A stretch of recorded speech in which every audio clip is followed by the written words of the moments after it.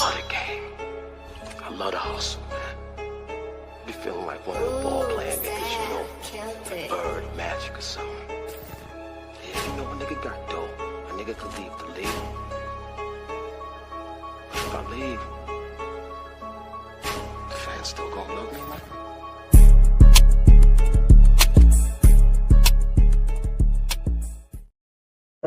I played wrong. I like that. I played it wrong. Yeah. I apologize, my brothers. Me to play it out with my head, but it is what it is. Let's roll. Yeah. Welcome back to the Better Than Sex Sports Podcast. Of course, you know I am the man on the street. And this is your recovering Pharaoh King. Oh, with the very white voice. It's Tim Dog from Be More Careful. And shout out to Orlando still doing things. You know, so may have the hot on to give the people them some respect because them do a good thing in the game. So that's why I have the hot on me. And there it is, ladies and gentlemen. If this is your first time ever checking us out, this is how we always get down. My main man, Shada. How was your day, my brother? Can't call it my youth. Just, you know, just sitting around here waiting for it thawing out and waiting for the sun to start shining on a regular again. And then we could go ahead and get it in good with some mangoes and some papaya. Man, I'm just excited for the spring. I'm just ready to go, man. I'm tired of this cold weather. I'm tired. Yeah, I think everybody's tired of this cold weather, man. This is some of the craziest shit, man. It's damn near 80 degrees here the goddamn day. And last week was damn near about 25 to 30. That's why Pharaoh's sick. That's why Pharaoh's sick. Yeah, it's just crazy, man. But yeah, the weather's starting to change back the way it's supposed to be. And that's what I'm talking about. So you get those fruits, your mangoes and your pineapples and whatever else going down in that motherfucking jungle you got.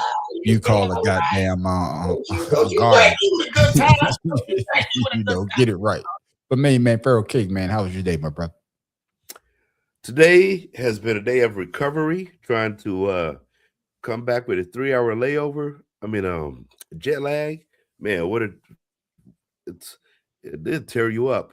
I'd also like to send some healing energy out to my family, the home family out there in the West Coast. It's a bittersweet weekend. Got to meet some family, you know, but under, you know, bitter circumstances. So hey, everybody picked the right team except for up in the corner there. Yeah, we all know what's going to happen, but we're going to talk about it a little bit later. Before you know, but you know how it goes, man. Yeah, but once again, man, sending condolences out to Jennifer and your family out there in California, man. I know how it is when you lose a sibling. It's not a good feeling, man. It's one of the worst feelings that you can ever go through, but you will get through it. It's going to take a while. Some days you're going to cry, but yeah, that person that you grew up with and that you can't call them, you can't see them anymore. So losing a sibling, I know that feeling as well. So condolences to your family again, my main man, Pharaoh King. Yes, my main man, Tim Dog, man, how was your day? Man, my day was busy with me trying to get ready for the show. Got up. Yeah. I saw Alex making paper and Tremaine Kelly today. Shout out to you fellas. Y'all bitch asses better be listening. And that was it, man. I ate some leftovers and I'm trying to get ready for the show. And y'all know I'm handicapped, so I'm bending over about to pick up something on the floor. Then I had a bag of M&Ms, half the bag fall out. I'm like, oh shit, I gotta scoop these bitches up, put them in another bag because they fell on the floor.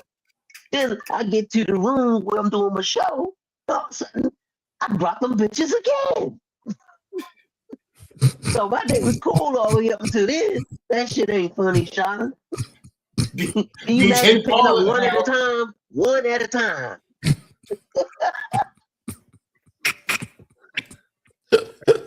This motherfucker, his hand's so fucked up, he can't even hold M&Ms. That's a damn shame. It's a damn shame, man. That's a travesty. That's what that is. It's a travesty. Oh, shit, man. But I got them motherfuckers up, though. Hell yeah. One at a time. That's what I'm talking about, too. I got you, my brother, man. You know, we're just joking with you, man. We just messing with you, man. I'm glad to hear that. That's the worst thing that could happen to you. Your M&M fell out. And you had a hard time picking them back up. So I'm glad that you're doing better. As for me, my brothers, man, my day went well. It's Wednesday, 2 more days before Friday. So, you know, I can't wait to Fridays. So it is what it is, man. You know, kind of not sad, but my youngest grandson, his last game was tonight.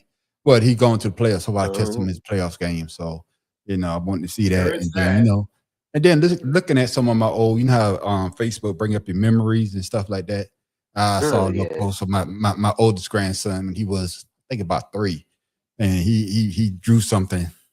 It just a bunch of markings, and he told my daughter, said, "This is a map back to Papa house," and it brought a tear to my eye because he's damn near 15 years old.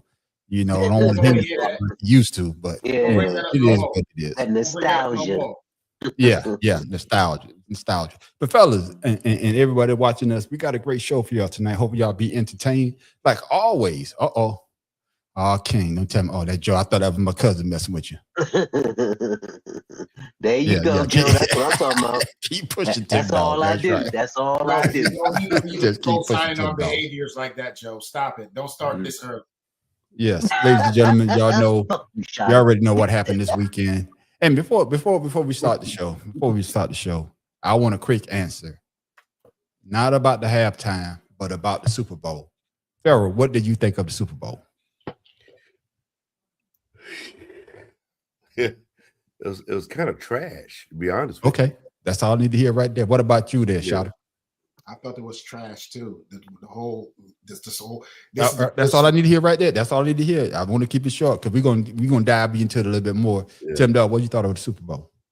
One man's trash is another man's treasure. It was all defense, and I like that. Field goals, whoever thought. Tim, hold on to it. Hold on to it because I'm like y'all, man. I'm gonna go to cosign. Except for Tim Dog, it was trash. I fell asleep. That's the first Super Bowl I ever fell asleep on. So I'm leaving it at that. But fellas, y'all already know what happened. We about to get into it. But the Seattle Seahawks are your 2025-2026 Super Bowl champions. He'll become the 3rd youngest head coach to win a Super Bowl. In the hands, Trevion Henderson trying to get to the sideline. Keeps going to the 29. And that will do it. Seattle reigns above them all in the NFL. The Seahawks, Super Bowl champions for the 2nd time. Pharaoh, I'm coming to you first, my brother. Did this Super Bowl win officially validate the Seahawks rebuild, or is it just the start of a potential dynasty? That's a Isn't good it the same thing? Well, dynasty, I would say, is more like what Russell Wilson was there. And, they had those years where there was no dynasty. That was the beginning of it. Just they thought about it. That was a rebuild. Damn, Pharaoh, I know you could. I didn't know you could talk in 2 different voices. Hey, I got a third one. I got a third one myself. Hell, I'm here to help. I'm here for everybody. I don't think so because Sam Darnold, I don't think is the fixture for the team. He might have been a quarterback to get him there and win it. I don't think they're going to look to keep him as a long-term solution. So I would say just a rebuild phase. Okay, then what about you there, Shada? I'm with him. They still rebuilding. Super Bowl or not. This was like, in all my years on this planet watching the daggone NFL and the Super Bowl, I have never seen a week go by without seeing any hype about the Super Bowl all over the place. And the whole hype was about the halftime show. So that shows you how less of a star power we have in the Super Bowl to draw people to watch because of the game, not because of Bad Bunny. And I think I'm glad you say that, man. I think we brought it up last week when I said that the week leading up to the Super Bowl, it seemed like it was dull. It had that energy like you used to have when the 2 teams that you want to see actually play. Not saying that those teams don't deserve to be in the Super Bowl because they did. It just seemed kind of lackadaisical to me, Tim Dog. Your thoughts and answer the question as well. Is the start of a dynasty or are they still in the rebuilding phase? I would say the start of a dynasty because Sam Darnold, he went from one team to another doing the same thing that he did in previous season. And that's when. and he may not got the shine because of the team that he's been on, but he's been a good quarterback. So I'm saying this is the beginning of a dynasty because he's young, the coach is young, the team is young. Yeah. So they already rebuilt. So now they just maintain and keep going. And this is the beginning of a dynasty. Not the beginning of a rebuild. Yeah, you know, and I agree with you on that, Tim Dog and Farrell. I hear what Tim Dog was saying because that defense is one of the best defenses that we've seen in the Super Bowl era, you know, in a while, you know, counting my Eagles and whoever, but the defense won championship. Baltimore Ravens. Yeah, the Baltimore Ravens as well. That's what I'm saying. So defense wins championship. So I see the angle that Tim Dog is taking when they're saying the rebuild, but Sam Darnold came in, you know, for I think you brought it up last week. He took the Vikings to their best season ever, and they got rid of him. He now put back-to-back great seasons. So coach of the year too. Yeah. So is Tim Dog right saying that it's not a rebuild? It could be the start of a dynasty. Like I said before, you know, are they going to keep him? Or are they going to give him the money? They're going to have the salary cap. Are they going to get a better tight end? Because I don't think the tight end really played a part in this win. There's most of the receivers, the running back. You know, the offensive line was a little shaky, but you know they held up. Yeah. But like you said, the defense definitely is what made the difference second half of the game. But you know, we'll talk about the ins and outs later. But with that being said, no, I just think right now it's a rebuilding phase. Kind of sort of what happened with Washington, except for they made it to the Super Bowl and won. And won. And you know, I totally agree with you on that, Farrell, because you know, everybody know I'm a big Eagles fan, and they were saying the same thing about the Eagles, the defense. How can we get back again there, Shada? And of course, as you know, we didn't make it back there, so it's hard to say that it's the start of a dynasty because every year it's different, unless you're talking about the goddamn Chiefs. Because the Chiefs, I think the Chiefs went 5 of the last 7 Super Bowl or something like that. So that's a dynasty. They kept going back. They kept beating when we thought that they couldn't go back. They found a way to go back. So after winning their first Super Bowl, which is their second, but after winning that Super Bowl, it's kind of hard to say that, this is the start of a dynasty because getting back to the Super Bowl, as we know, some players, they get there their first year, their second year, and they never make it back. So rebuild, or you still agreeing with or disagreeing with what Tim Dog saying about the dynasty, the start of a dynasty? They don't have what it takes to build a dynasty right now because they're not going to be able to pay all those players next year. Their salary cap, if you look at their salary cap, they freaking don't have no money because they went out. And like I said, they went ahead and invested heavy in this team and this head coach. It took a risk with this head coach. Yeah. So when you really think about it, I have to take a little dribble from Farrell. Like, this is what you call 2 head coaches coming into the NFL and happen to land at the right time while all these other teams are struggling. Yeah. And for me, you could tell just by the coaching that there weren't much adjustments that was being made. It was just like, okay, let's keep pushing, tug of war. Let's see who wins, and I'm going to keep going with this thing until I see what happens. It's the Super Bowl. You don't have a tomorrow. So I was really disappointed in that.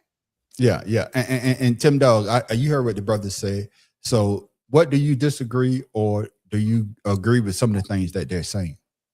No, I agree with what they're saying, but you know, Shada made a point in saying that they don't have all of the ingredients, but they do.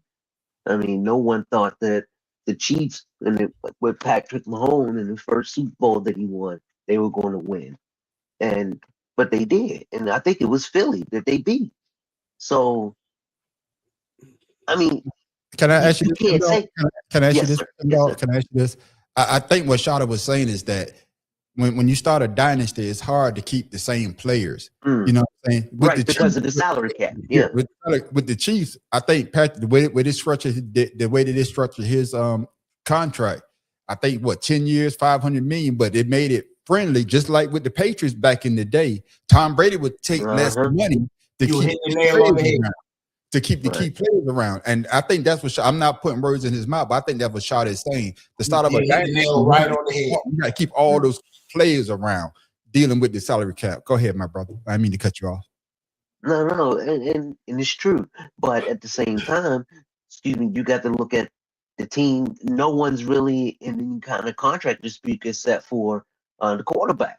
And that's only because he signed a 1-year deal with them when he first got there.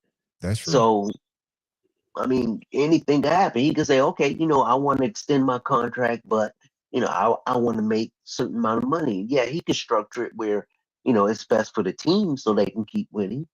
But we won't know until, when is it, March? I think when the deadline for the salary, the salary cap. Yeah, so. But to that very point, though, you got to remember also, this is the one season no one has ever seen so many head coaches come into the league.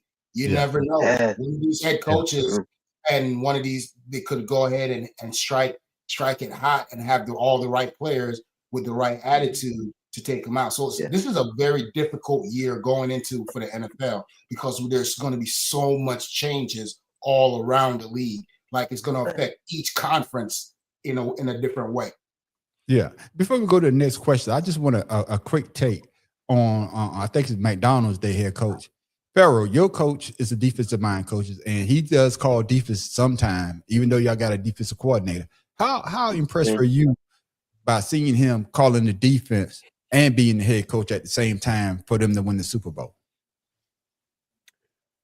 I was thoroughly impressed because he kept the game plan. He didn't alter the game plan, which a lot of coaches do.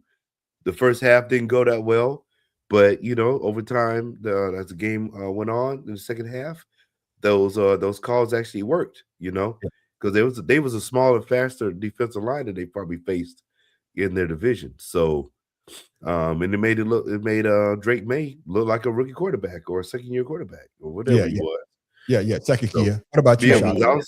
I was looking at listening to some of the reels in the defensive backs with number 20, I think it was. I forget his name. On 20 or 29 or whatever.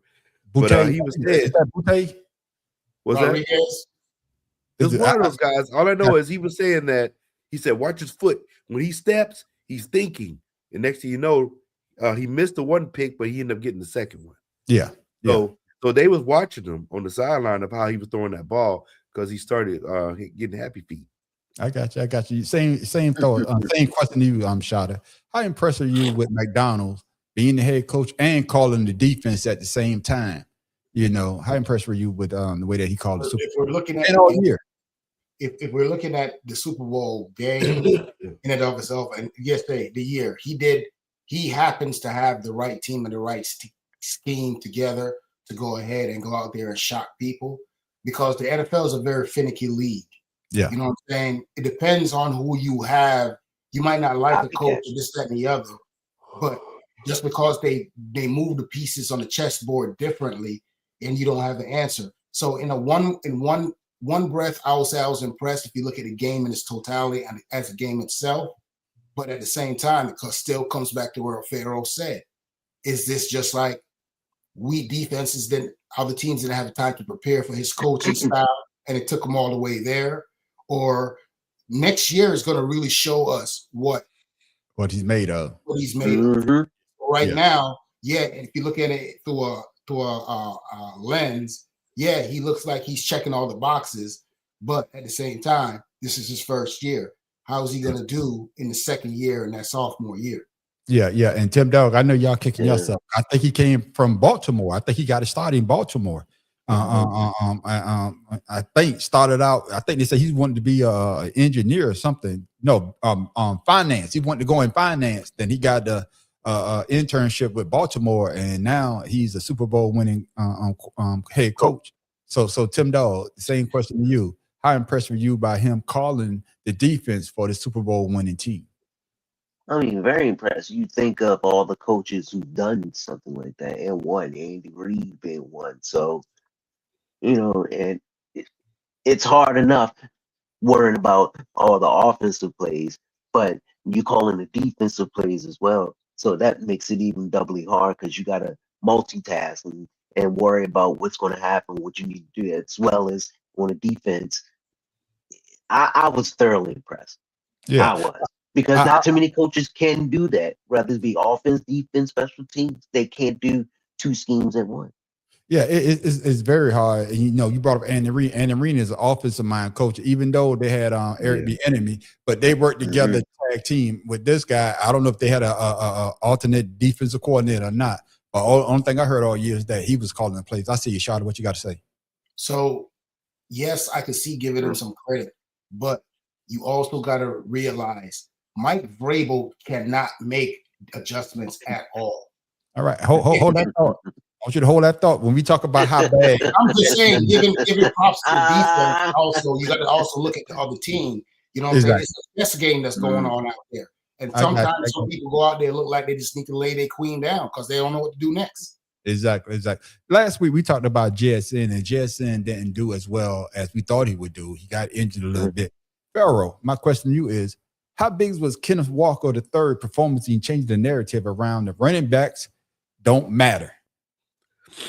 Well, you know that, like when our boy came to the Eagles last season, you know that exactly. Yeah, running backs make a big difference. That's why it's called football. It ain't pass ball. So, you know what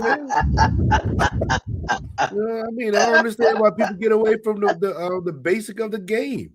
You know, to me, it's a beautiful thing. I'd rather watch somebody get handed the ball, take it 20, 30, 40 yards, or even to the house, better than somebody throwing a Hail Mary and it lands perfectly.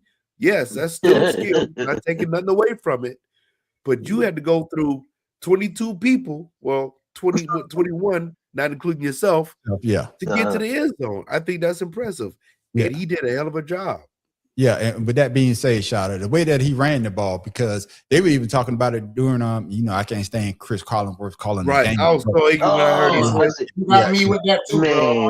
I think you all agree with that. But the way that he was waiting, though, it's like he was waiting. He was like standing damn near still. It didn't Le'Veon Bell the second. Yeah, exactly. So same question, Shada. How big was Kenneth Walker III performance in changing the narratives around running backs don't matter? Well, I think basically is what we exactly talked about last week. I think they were hyper focused on JSN. Yeah, that it didn't shore up the run stopping game because they shut JSN down.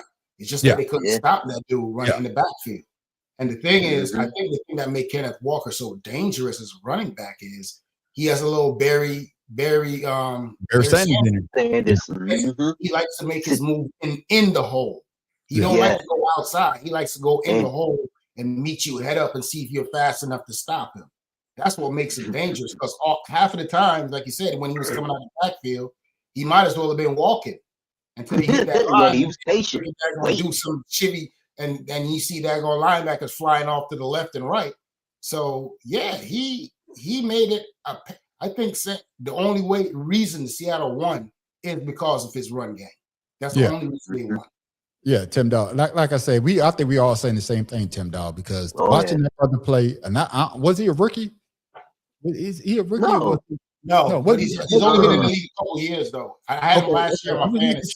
I'm just making sure, man, because the way that because you usually don't see that type of vision from a young running back, Tim Dog. And this guy, the way that he went, he was just picking his points. I think I saw one play, man. He was like standing behind the line, and even when they showed in slow motion, it was like, man, it looked like he's walking through the damn line. Yeah, he walked it, boom, and then he hit the hole. So same question about how big was, and then with that, Sam Darnold, when they started out the game, they had to basically be on Kenneth back because he was the focal point. They wasn't passing the ball down the field. They, even though they only got 9 points when they got in the red zone the first 3 times they got down there, but it was him that got him down there. So how big was Kenneth Walker III performance in changing the narrative around the running back don't matter? Whoever said that, they were drunk, high, or just plain old stupid. Because that young man, he was very patient with his offensive line. He waited for them to give him a hole. He was very decisive. Like Shada said, he went up in there, see it, he going through there. You either gonna try to arm tackle him, which is not going to happen, or you take his legs, which rarely happens. And that young man, he has the patience of a veteran, but the speed of a rookie, a neophyte. Yeah, I love this game because it wasn't all about the flash and the speed. And when he cutting them holes, and you thinking he going left, and all of a sudden he go right or straight. The young man was quick with his moves, and I like that. Thank you for that, Joe. Joe said he played under Mel Tucker at Michigan State. He played in the league. He been in the league 2 or 3 years. Go ahead, Shada. And another thing you got to remember about running backs: a running back that gets injured and comes back from the injury that he came back from, and to run as hard and as elusive as he is, he's a very confident running back. I think he's going to be a problem. And I think that he wasn't the starting running back. I believe that the starting running back got hurt, and he came in because the starting running back was on the sideline. I don't know his name. Oh shit, here he come King. No, here come King. He needs some orange juice. Yeah. Chardonnay, Chardonnay's backup. That's his backup. I thought Chardonnay was starting. Chardonnay's the second, and Juliana was the third string. Okay. Oh, thank you for correcting me on that. I'm gonna give myself the. Hold on. Where is it at? I give myself the. Where's it at? I'm giving myself. Nigga, is you crazy? I only know that because I had him on my fantasy though. I got you, my brother. Hey, my bad. Here it is. I'm shouting. Orange Juice Jones. Of course, my man won the MVP, but what's the defense, the real MVP of the game? Oh, nah, I can't take that away from Kenneth Walker, man. Okay, I can't. I just can't. I mean, to think. I mean, a couple weeks ago we were talking about field goals being kicked. Yeah, and if that's going to be sustainable. Here it is, and we're talking about take the points. And the coach made the right choice. He went ahead and took those points, because if he didn't do that and they didn't score, it would have been a different game. Yeah. Yep. So I think that he heard a lot of people like us that's on here like, man, run the ball and kick the field goal. When you have a chance to get points, period. And be done with it. Be done with it. I think that's the difference between the two teams, other than Vrabel sucks at adjustments. Yeah. Vrabel sucks at adjustment. But Pharaoh, I think they had about 6 sacks. I think they almost set a Super Bowl record or something like that. Forced old boy into 2 fumbles, 1 fumble. It wasn't a fumble, 1 interception. My man ran it back for a pick. So the defense played lights out. They had no momentum on their side of the ball. I'm talking about the Patriots. So was Seattle defense the real MVP of the game? Not taking anything from Kenneth Walker III now. We're not taking anything from him. But the way that the defense played, man, the whole defense could have been the MVP of the Super Bowl. Your thoughts? Right. I believe with the running of Walker and controlling the clock, it made them have to play catch up. So I would say no. Okay. I would say no. Leave it at Walker. Walker got it. He's well deserved, and he made a difference in the game. He made a difference. The defense played their game. He made a difference for the game. Yeah, I agree with you what you just said, Pharaoh. And Tim Dog, same question to you. Was the defense the MVP? But like I said, taking nothing from Walker, because Sam Darnold in the offense, they wasn't moving. Like they say, the Patriots did have a little game plan for JSN, and it worked because he only had a few catches. And what's the other dude that came from Cooper Kupp? Cooper Kupp.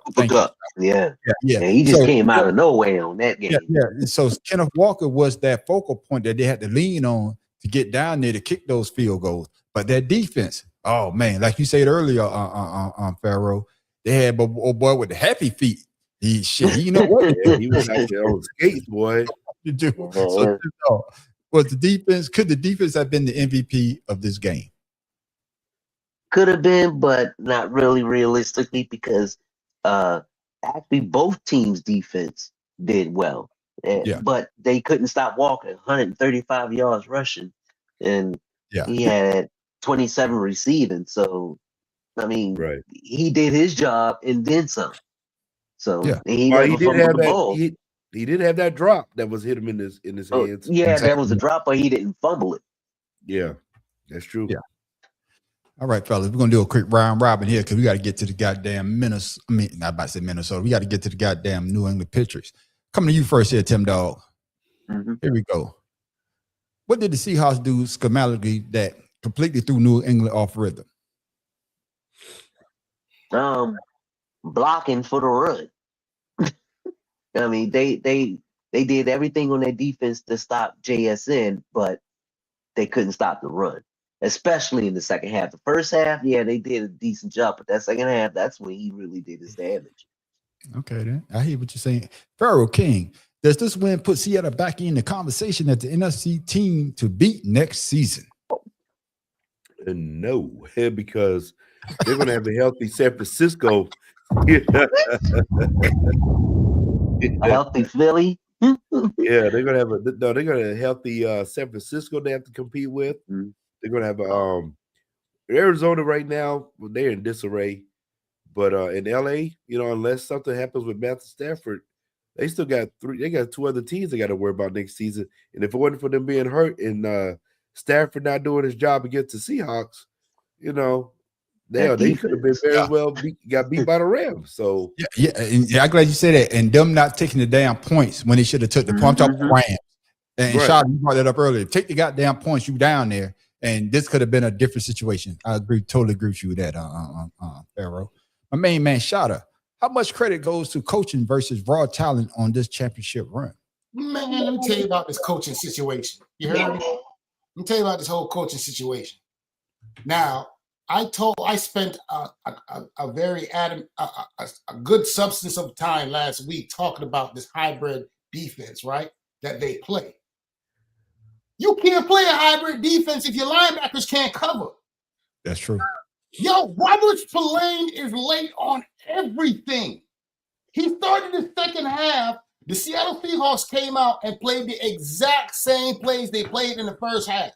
The Patriots could not adjust. Number one is their whole left side is suspect because the right side of the offensive line is doing such a good job that then when they get pushed back, they're trying to cover for the left side.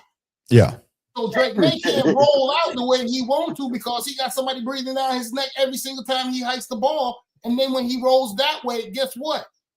All you're going to do, all the daggone cornerbacks and the daggone safeties got to do is play a zone on that side of the field because he's not going to throw across his body. Yeah. Mike Vrabel is horrible at making coaching adjustments as a whole on the team. He can't make adjustments. He needs to get some better offensive and defensive coordinators. But it ain't working. I hear that. And I just need a quick round robin on this question right here, fellas. Coming back to you, Tim Dog. A quick answer. What's the biggest concern for the Seattle going forward, despite winning it all? Pharaoh brought it up. More competition in the division come next season when everybody's healthy. Okay, what about you, Pharaoh? salary cap space. Re-signing Sam Darnold if they decide to do it. Keeping the same core defense because they got a couple rookies that's up and coming. Yeah. You know, can they keep them happy? Beating those two teams we talked about earlier, the Rams and in what you call it? In the West. Out West. The 49ers. Yeah, out West. So I think those are obstacles I see right now. Okay, what about you, Shada? Same question. What's the biggest concern for Seattle going forward, despite winning it all? Can they run that same defense with effectively next year with the team's new additions and so on and so forth? If that defense could dominate like they did this year, it's always going to give Seattle a chance in the game. But like I said, it's going to be a difficult year because there's so many changes, not just on one or two teams, all across the board in the NFL. So it's going to be an interesting season next year. Yeah. And I'm just going to throw this in a quick answer. Do y'all like the way that DeMarcus Lawrence shot at Dallas Cowboys by winning the Super Bowl when they say that they thought that he wasn't going to win the Super Bowl with the Seattle Seahawks? Is that the biggest? Is that the biggest I told you so ever in sports history? Pharaoh King, your thoughts? No, it's the second biggest because DeMarcus Ware did the same shit. Oh yeah, he went I was about to say that he took it from me. Yeah. DeMarcus Ware was like, "Yo, I'm out of here." They gave him hell and everything. Got to Denver. They brought over old boy Super Bowl. Super yeah. Bowl. Yeah. What about you? Dallas. I mean, what are you going to say? Michael Parsons is talking shit at the Pro Bowl, a flag football Pro Bowl at that, in a wheelchair. Yeah. While my man is playing for a Super Bowl ring. So talk shit if you want to. And both of them not on the team they shot at, because I think when Michael Parsons made that comment, he basically still on the team saying that you're not going to win. But then my man win. I think he told him, say, if you had one more game instead of podcasting, I still would have been in Dallas. I think that's I'm paraphrasing that. But same thing. He wanted to get out of Dallas. Yeah. Listen, Is that the biggest I told you so besides the DeMarcus Ware one? The Dallas Cowboys fan, I'm going to Seattle, I'm going to win a championship. Is that the biggest? Damn right it is. All that trash they talked about that man when he left. Talking about he wasn't there going this and he this and then he that. I'm telling you like this right now. If I was DeMarcus Ware, I would have daggone ran off the field and peed on the Cowboys jersey. I got that. Still lives in Dallas. This family still lives in Dallas, man. So we're not going to appeal on that. What about you? Is that the biggest I told you? So I'm going to win the championship after I leave Dallas, and now Dallas feel like they got egg on their face. No, it's probably the same thing I would say with Marsha Brady when he left New England and went to Tampa Bay. People say he couldn't do it, and he wanted the next season. I will shut this show down. Don't disrespect that man like that. Oh, I forgot you sensitive, Ralph Tresvant. It's not about that. The fact of the matter, the man is the greatest. Period. There's nobody. Yeah, that's your opinion. That's your opinion. Shut up. Hey, shut up. Yeah, that's your All I opinion. gotta say is, who else got more Super Bowls? It doesn't matter about that. You can have more Super Bowl players got more Super Bowls than him that will play the day in the game. So we're gonna leave it at that, man, because we're gonna move on. We're gonna move on. Marsha. I'm gonna move on, and I'm coming back to you, Tim Dahl. We're gonna move on to the New England side. What was the single biggest mistake the Patriots made that cost them the game? Trying to keep up with Seattle in passing, trying to do too much instead of just them playing their game, the running game. The quarterback had the most running yards for the whole team, and that's 37. Damn, that's crazy. Yep. So, yeah. What about you, Farrell, man? What was the biggest mistake that the Patriots made that cost them the game? Hiring Mike Vrabel. Damn. Damn, y'all don't like Vrabel, do y'all? Boy, he ran like the devil. Mike Vrabel. Thinking Mike Vrabel was going to bring back some glory to a team that Stephon Diggs is another problem, you know.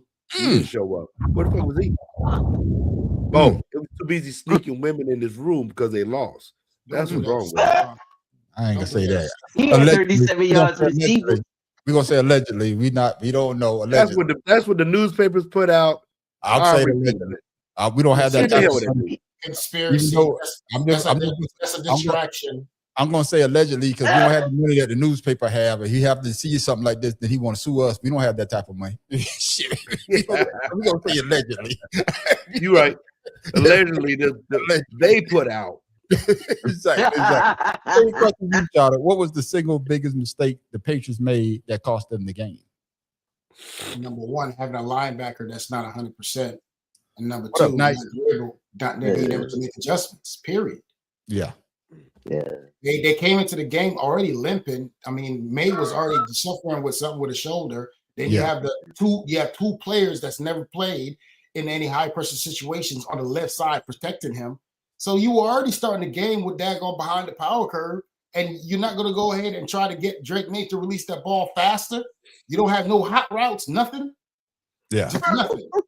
It was a hot route, all right. It was a hot route for the linebackers. The Seattle Seahawks defense was keying in on Drake May the way he was delivering the ball. Yeah. He was unsettled the second half, so that's why they was getting to him the way he was, because he wasn't sure what he wanted to do with the ball. And Farrell, I'm glad you say that. Farrell, I'm glad you say that because this is my next question to you. Were there missed reads or missed throws that changed the momentum of the game because he had the happy feet? Absolutely. There's a couple routes Especially there was one that was up the seam, but because our boy came off the corner and I had him running for his life, he missed that read because he was already, trying to get away from somebody when he could have just let it go and then, take a hit. But that joker took off, man. It missed the read. Yeah. And Shouter, like my man Knight said, their offense was trash all playoffs, poor coaching. So what's their offense? Because I think they did say that. I think that he had the most fumbles throughout the whole playoffs. So do you agree with what Mr. Ken Knight say? Their offense was trash all playoffs, poor coach. Well, you already say poor coaching. The numbers already support that theory. There's no reason to question that. Now, my whole thing is, I mean, if you got to remember, the NFL has these areas where certain teams are going to thrive because they understand the game and they've been in the game for a minute. Yeah. Now, the thing is, this worked against the Patriots on Sunday because Vrabel being there and winning a daggone ring, 2 rings with them, and being a part of culture. And then you have your offensive coordinator who left, and when it took a head coaching job, got fired, and came right back. Yeah, he's still running plays off of what he did when Brady was there. It's a different game. Yeah, They need something to change because he cannot, obviously his offense cannot keep up with these daggone new coaches. So he needs to go ahead, go back to school and learn how to do daggone division this way so he could daggone keep up because they look like they were slow as hell at everything. Yeah, and just like Joe just said, Tim Dog, I'm gonna read what Joe said, then I'm gonna go in my question because I wrote my question down. Y'all gonna answer my goddamn question. Joe said the Patriots just got overwhelmed on the biggest stage that was their worst performance out of the whole season. But this is my question because Joe was on the same lane that I was on, Tim Dog. Did New England ask too much or not enough of Drake May in the Super Bowl? I would say too much. He's a young quarterback, and I'll be telling people experience counts. Yeah, his numbers during the regular season were stellar, and as far as quarterbacks go. But when you're in the Super Bowl, it's a different kind of pressure, and that defense put a lot of pressure on him. So he was getting that happy feet because he got tired of being picked up off the ground. And Chris Collinsworth said something. It was the fourth quarter with 3 minutes left, and they got a holding penalty. Chris Collinsworth should be holding all game. Yeah. that was funny as hell. He's like, "Where was that all day? Come on." Yeah.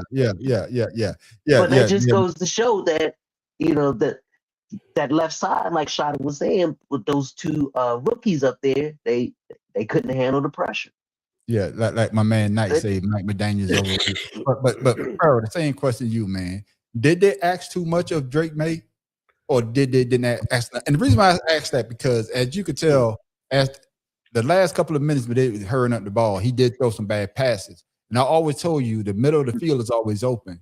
They're trying to do a scheme instead of trying to do them short routes. Get what you could get instead of trying to force it down Seattle's great defense throat. And as we can see, that's why for me, that's why they lost. So did they ask too much of Drake May or they didn't ask enough? Your thoughts?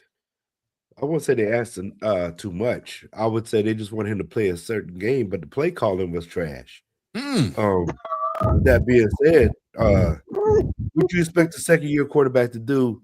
Joe Burrow was probably one of the only quarterbacks that was pretty poised in the Super Bowl loss that he was in. Yeah, but he went against we already gonna put him in the Hall of Fame. He went up against a better quarterback. No, that's what I'm saying.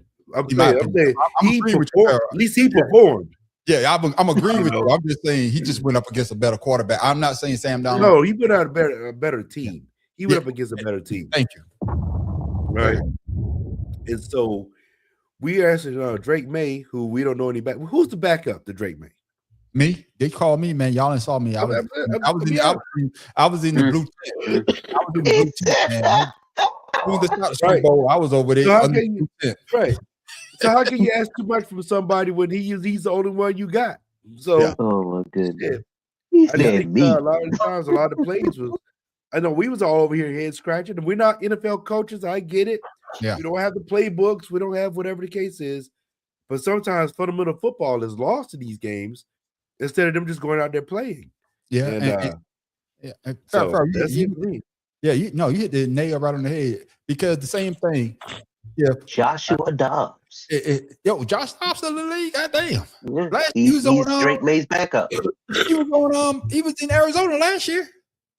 No, early this year.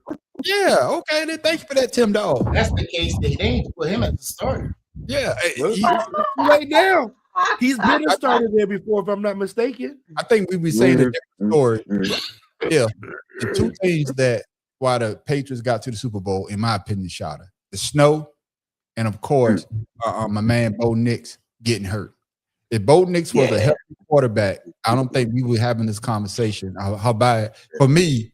Drake May, like you say, Farrell, he played like a second-year quarterback in that Super Bowl, or that defense in Seattle make him look like a second-string quarterback. Go ahead, Farrell.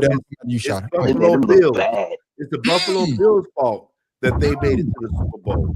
Oh, because Josh Allen didn't show up to the fourth quarter, but it was too late then. But what did you expect? We knew that. We said that was going to happen. I thought Buffalo lost. No, Buffalo lost to Denver. No, what I'm saying is regular season. Oh, I see what you say. Okay. All right. Regular season, they supposed to tear their ass up, and they out there playing around with them. I got you. Same question, Shada. Thank you for bringing me that up, Farrell. I'm gonna give myself the nigga, is you crazy? Yeah, I'm gonna give myself that again. It's a new Shada, man. Did Drake May? Did New England ask too much or not enough of Drake May in the Super Bowl? They asked for way too much from him. Because number one, if you watch football and understand football and the psychology of football, you got to know that Drake May had a very easy road to the Super Bowl compared to the other teams he was facing. You're talking about, okay, the Cardinals are not really out there in the West doing much, but at least they make it challenging. They hit. You're gonna have to struggle through some games. Yeah. The Patriots were basically cruising through this season, just playing against mediocre teams and skating by, and then they happened to get a drop of the daggone draw, and teams got injured and stuff like that, and key plays, and they got there. They shouldn't have been in the Super Bowl. There you go. You made my point. They shouldn't have been in the Super Bowl. You made my point. They were not ready for the Super Bowl based on what we saw. And if you've been watching football for as long as I have, that team was not ready for the Super Bowl. Yeah, I don't think nobody saying. And just like my man Knight, you said it right there. And just like my main man Knight said, Tim Dog, did the defense carry the Patriots to the Super Bowl? What was they ranked this year? I don't think they was. I think they was close to top 10. I don't know if they was in the top 10. Yeah, they were. They were. Okay. Round robin here, my brothers. Quick question for everybody. Hopefully, I got enough for everybody. How much coming to you, Tim Dog? How much of Drake May's struggles were due to Seattle defense versus his own decision making? It was kind of a combination of both. Because when you're getting hit a lot and being pressured, your tendency is to get rid of the ball and not be as accurate because you don't want to get hit anymore. And we saw a lot of that where passes were behind or too high. And that just comes from that defensive pressure. So I would say it's a combination of both. Okay. Coming to you, Shada. How much? Oh shit, my shit just went crazy. Here it is. I've been drinking. How much responsibility does Drake deserve for the Patriots' slow offensive start? He deserves a lot of daggone, what I'm saying? It's a lot of his fault. But the mere fact is, this is the Super Bowl, pimping. This ain't something that you freaking daggone get to go to at the drop of a dime. Yeah. This is a once-in-a-lifetime opportunity for a whole lot of players. There's 53-man roster, and there's 32 teams in the league. And every year, they're trying to get back to this one game. Exactly. You don't get a chance to daggone go to the Super Bowl just to win just like that. Because you're talking about 53 men, and you have your starters and your reserves. If you don't daggone have to prepare for this game on every aspect of it, for everything in this game, you're not going to do it. And Mike Vrabel showed me on Sunday they were not prepared. They were ill prepared, if anything, for the Super Bowl. I got you. My main man, Pharaoh King, man. Which moment defined the QB matchup more? Sam Darnold avoiding mistakes or Drake May failing to capitalize when he had the chance? I would say Sam Darnold avoiding mistakes. He managed the game to where the defense could play the way they needed to, especially with the running game. So I would say that because you know that Drake May is going to make mistakes because they had to play from behind the second half. So. Yeah. And quick question, my brothers. You see what the comments say here. But Knight said they had no answer on offense and no adjustment. Didn't even look like they practiced. Goddamn. hey, you know what? You know what, Ken Knight? You know what? Yeah, the Ken Knight. They said that Mike Vrabel, whatever his name is, took the team in to have. They took the team in so they could play Bad Bunny music for 14 minutes loud to try to simulate the game. Obviously, it did not work for halftime. You should have stayed your ass out there and watched the show. He did what? Yeah, they said during practice this week that he would take the team into the locker room, play Bad Bunny on the damn speakers loud as hell, so it can simulate the game. Bro, this is the Super Bowl. I don't give a damn about how good or bad a Bunny is. I don't need that Vince Lombardi. Take that shit guess off. What? It obviously it worked because they didn't practice the second half, just like Ken Knight said. Are you kidding me? My man Knight said they had no answer offense or no adjustment. They even look like because there's some of us that actually understand football. That's funny, man. That's funny. That's funny. There's actually understand football, and for these coaches to go out here and give us this bull crap and then come in the conference talk about, oh, it was just that. No, you didn't practice. That was your pancakes. And I'll have a question. Well, I don't have it up, but what do the Patriots have to do to get back to the Super Bowl next year? Tim Dahl. Give Drake May some help with an offensive line that can block. Yeah, or hold on the run, or hold their own in the pass. Yeah. What about you, Farrell? What do the Patriots do to get back to the Super Bowl next year? Get rid of Mike Vrabel, cancel his contract, keep it moving. After the first year, hey, they fired black coaches with half a year, so fuck it, be out of here. Shut up. Wow. What do the Patriots have to do to get back to the Super Bowl next year? In response to Farrell for answer that question is New England do business like that. You understand? That's not how they're built up there. So that's not gonna happen. To answer your question now, that them two rookies on the left, I think keep the two running backs you got, keep Drake May, and go out there and get you some receivers and an offensive line. That's all you really need. Well, I'll tell you what, if you got two running backs, well, why the fuck they didn't use them? Yeah. Here's the thing. Mike Vrabel is one of those coaches that he comes from we all know about do your damn job. Do your damn job. Yeah, okay. Yeah, you're talking about do your damn job, but you were a player at that time. What do you coach? It's just like these when it was time for retiring from the military. You can't communicate with these kids. They speak a different language. Exactly. You know what I'm saying? You can't speak to them. You tell them to take a hill. There's no charging up the hill and being gung-ho. Can we use some drones? Could we got that gonna get a map of the area to see what it look like? Vrabel ain't took that class. He needs to leave it alone. Yeah. But that being said, fellas, we're rating the Super Bowl between 1 to 10. We're ready to say what we said. What grade would you get? I'm just talking about the play on the field, not halftime. What grade would you give it, Tim Dahl? I would say I give him a 7 for effort, but I give him a 1 for effect. Okay, then what about you? Good Lord. I would say 13. That's a hell of a goddamn scale. You went too far. Oh my God. Okay, what grade would you give this year's Super Bowl? I'm gonna give it a 4.4 on total whatever. Just saying it's the Super Bowl. It's something after we get done with this. There's something else I want to mention about the Super Bowl being played out in California. It's probably one of the reasons why it's such a shitty situation. But I give it a 4.4 overall. All right. Are you talking about the way that they tax the players? Yeah. Yeah. Yeah, I agree with you on that. Yeah, before we close it out, remind me to bring that back. What your thoughts on Shada? What grade would you give it this year's Super Bowl?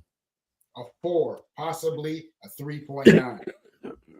Yeah, I would say the same thing, man. You know, not comparing Super Bowls, but I think last year when the Eagles played, they was going up against the Chiefs, who had something to prove because they would win what everybody had invested in something on both those sides. Nobody invested nothing on no. What I'm just saying is that I think there's something for each team to play for.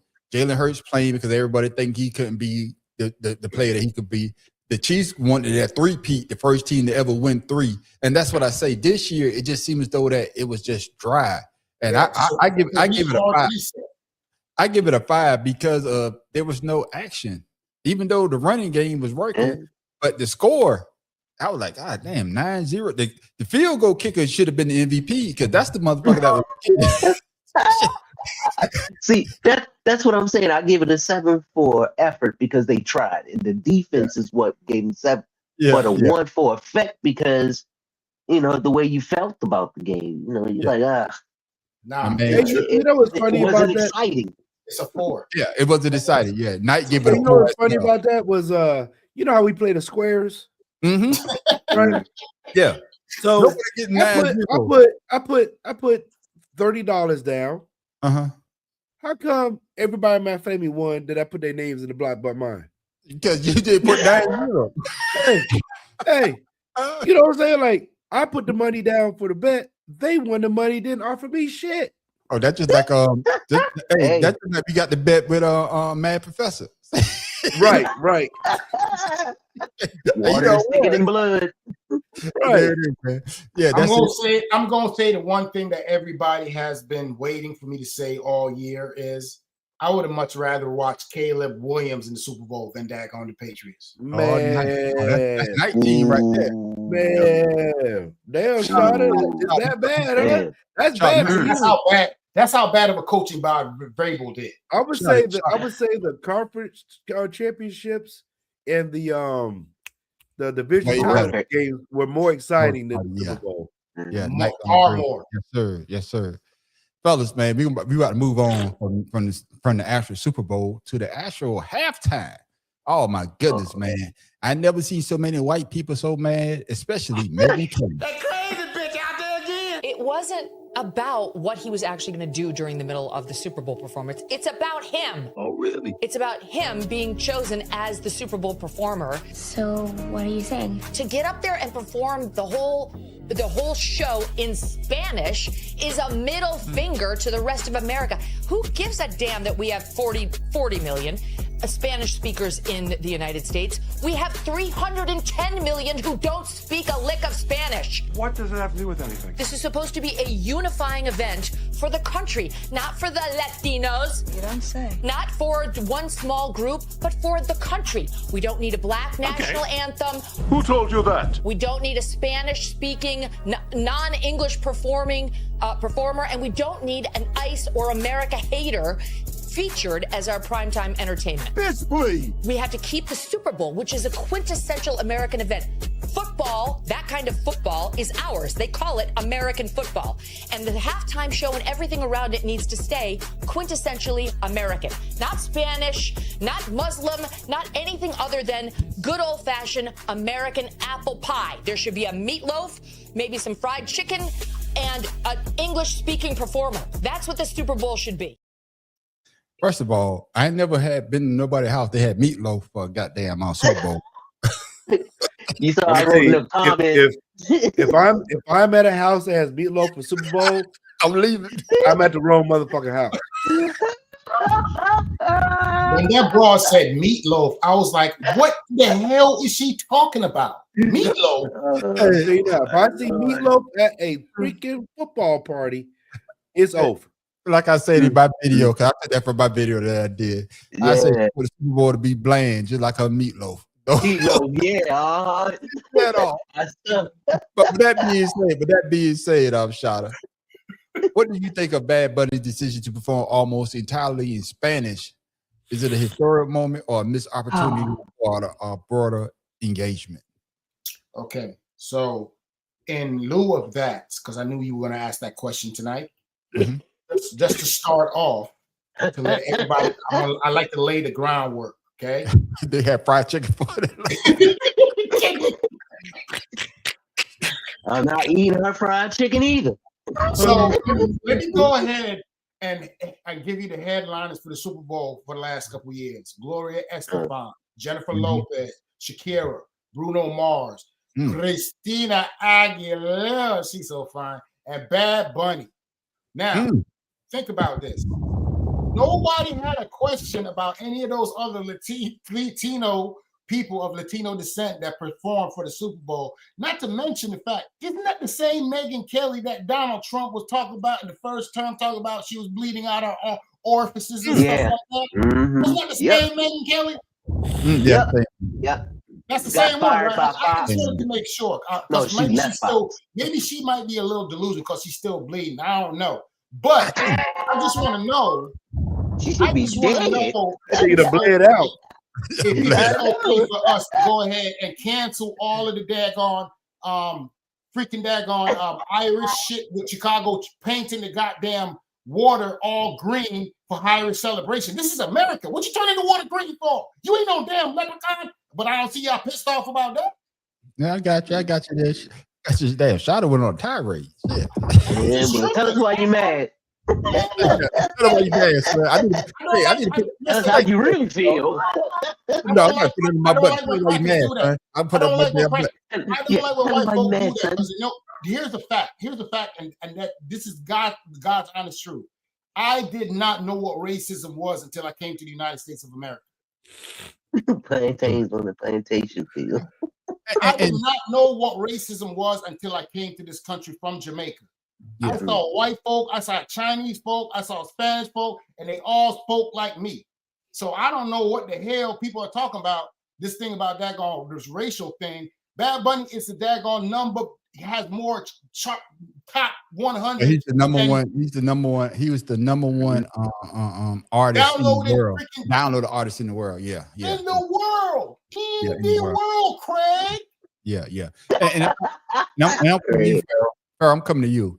Shouter called out a lot of names, but the only pushback I'm gonna get to Shouter is that they all sung in English. What she's saying is that he sung in Spanish. Should that matter? I'm just saying, should that matter? Your thoughts? Would you ask an Italian opera singer to sing in English? Boy, Farrell, boy, you just dropped the bomb. Hold on, I gotta turn that bomb up. We don't want this opera show. We want it shit. Okay. Shit. I gotta use that in one of my videos. God damn, I'm gonna use that one. I'm just saying, like, I don't want to see another mariachi band at a white person's wedding. You should have had a trash night, you stupid. Yeah. So, go ahead. So at the end of the day, he represented the United States and where the United States has been for the past since beginning of time. Yeah. Since before most of us have even been alive. Yeah, alive. This land was not here before. You know what? I'm gonna tell you like this. I'm gonna tell you what certain people will say. They use keywords to try to change up the narrative. Instead of immigrants, they'll use settlers. That's a fancy word for immigrant. Yeah. So with that being said, don't be mad at what's going on. You had Jennifer Lopez and him perform back in the day. I think they performed in 2020. He was married to Shakira was there. Nobody said nothing about that. Yeah. We could, because Jennifer Lopez is from Brooklyn, so she's not gonna do too much. But but with that being said, hey man, kudos to my man doing what he did. Kendrick Lamar last year, he sung in his language. I didn't understand some of the stuff that was going on. He spoke in English. Yeah. But his messages were, his messages to whoever he was talking to. Yeah. So at the end of the day, but they say something. Right, but at the end of the day, man, it's entertainment. If you didn't like it, turn it off. Go get you some meatloaf and shut the fuck up. I would just like to say for the record, meatloaf, no gravy. I would like to say for the record, Jessica Alba's still fine. Oh, yeah. And I say the same thing that Knight just said, and you just said, Pharaoh. Not what Knight just said. Did they have Lady Gaga? She sung in English. But going back to what you say, Pharaoh and Tim Dog, hopefully you agree with me and Pharaoh, and hopefully Shada as well. You had a choice. You can either turn to Turning Point USA, watch that bullshit, or turn it off. Or look at whatever you want to watch. It's up to you. But for you to come out and say that he's speaking in Spanish, he didn't deserve the right to have the Super Bowl. With that, and I say to one of my, that's just asinine, because we don't have a bunch of Super Bowls when it was all white, and they wasn't even from America. I think they had the Rolling Stones, the Who. Those are Canadian born. I just want to know but they wasn't complaining about that because of the fact that when you look at the picture or you look at the television, that person looks like who? You. But Tim Dog, your thoughts on him performing in Spanish? No, Ken Knight. They played Michael Jackson too, Ken Knight. Yeah, I saw that bullshit. Yeah. Go ahead on Tim Dog. Megyn Kelly, I guess she never heard this song. This land is your land. This land is my land. From California to the New York Islands. But she was saying American this and American that. Football, and my knowledge, hasn't always been the apple pie of America. I think that was baseball, if I'm not mistaken. Yes, it is. That's right. Hey, can I ask you this though? And I'm not to cut you off. But Pharaoh, I know y'all all know football history. Wasn't football first played in Canada? Wasn't the football in Canada older than NFL? That was NBA. The NBA, yeah. No, I'm just talking and hockey. I'm talking about the CFL. Isn't the CFL older than the NFL? I need to Google that. I think it's older than the NFL. I think the CFL is older than the NFL. If I'm not mistaken. I could be wrong. I could be wrong. I think the CFL was started before the NFL. I could be wrong though. But go ahead. Hockey started in Scandinavia. So yeah, I know hockey did. I didn't mean to cut you off, $10 from your start. No, you good. Go ahead. But she's trying to turn something that's not political into something political, and that's never heard of in sports. It doesn't matter if you're Republican, Independent, or Democrat. It's about the sport. Say it again for the people in the back, Tim. Say it again. You didn't say that loud enough. What I said was, it doesn't matter if you are Republican, Democrat, or Independent. It's about the sport, the love of the sport, the love of the game, the love of the players, not whoever they support in a presidential or gubernatorial race. And that's why we have this problem now. You know, they want to point fingers at someone else for doing something, when in fact, they're the one who started it. Every European came to America to get its riches, whether it be the land, the animals, or whatever. And then it wasn't to settle, it wasn't to trade, it was to take over. Yeah. So you're right. You're right. I just put it up. The Canadian Football League is older in terms of its championship history. So that's what it says on my thing. Well, so it says 1909. 1909, yeah. Yeah, 1922 for the NFL. Yeah. So that's what I'm saying. I thought the CFL was older than the NFL. But yeah, that's a good one. I never even thought about looking that up. Yeah, don't worry about it. I tell you, man. Hey, give me a point for that. Yeah, I'll give you a point and a half. What the hell? He started already. I'm gonna take it. Even though you asked the question, I'm gonna take that point. Hey, inside the question. Let me read this. Let me answer that. Let me read what Joe wrote. Then Shotty, you can go. Joe wrote the Super Bowl halftime show had 4 Grammy winners. TPA USA had 0 Grammy winners. MAGA did a half-ass job like they do in everything they do. Go, Shotty.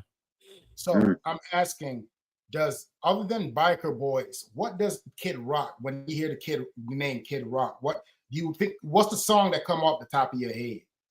The whole song. I think of Pamela Anderson. I don't think of nothing. But I think damn song I could quote that Kid Rock has ever remixed or did anything. The only thing I know Kid Rock from is Biker Boys. That's it. No, I do know that one song because I used to like it. till he was Trump. That one song, My Name Is Kid Rock. I knew that song. Trust me, I knew I that. don't know anything about Kid Rock. Nothing about this dude. I do. Pamela Anderson. That's all I know. All summer long. And what's the last thing I want to say about God damn it. Oh, what about her? Oh. It slipped my mind. But it just the fact that they're so mad about Super Bowl halftime. And I think like I said, I did in one of my videos, their halftime show, it had no diversity at all. I mean, it was just strictly white. You know what I'm saying? And it was pre-recorded. So I read a comment where somebody said, "There's not enough teeth in our room to fill up one person's mouth." God damn. God damn. That shit was hilarious to me. That's just hilarious to me too. And the only way you're gonna find rhythm is look it up in the dictionary because nobody had it. Yeah, I comment, boy. I was like, "What the hell?" Hey, I got a question. Yeah, he was in dumbass Joe Dirt too. He was in that dumbass. Oh, I got a question. Uh-huh. So, are we really are these people really trying to compare that white people are trying to compare our party to their party? To I mean, when you think about the Caribbean, Puerto Rico, hip hop, and all that, are they really trying to compare who has a party? Nah, they don't want that smoke. I think what it boils down to is that they're trying to set a narrative because of the fact that the people that they're trying to basically get out are people of color. If you don't speak the language that we speak, we don't want you here. And just by the NFL and Jay-Z saying Bad Bunny, which is, like we say, one of the biggest artists in the world, to come out and do a show in Spanish, and like she say, it's a finger to the U.S. No, it's not a finger to the U.S. Because of the fact, Pharaoh, I want you to answer it. Because of the fact, if you look at the NFL, if the NFL is ours, if it's homegrown, why are we having games in Madrid? Why are we having games in Mexico? Why are we having games in England? Why are we having games in Germany? So if that was the case, the NFL should not be trying to broaden their horizon by going into other countries. That's all about professional sports. That's all about professional sports. The NBA is number one. The NBA is the first one to do it, like that. So, and then Kid Rock saying some dumbass shit about a DEI hire. Yeah. Like what made you say something stupid like that's the reason you're a failed artist? You know what I mean? As far as I'm concerned. So once again, they if you ever get into a discussion, you try to get into a discussion with somebody that wears a red hat with white letters on it. They never have any fact-based rebuttal. It's always opinion-based. And their opinions are like assholes, and we already know what that means. We all got Shot. I know you want to talk about, like I say, we went into other countries, but you know what I find funny? I'm gonna find the video because I want to put it in one of my videos I want to do. They talk about he loves America and all this.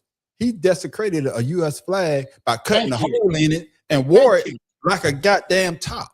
Like a poncho. Like a poncho.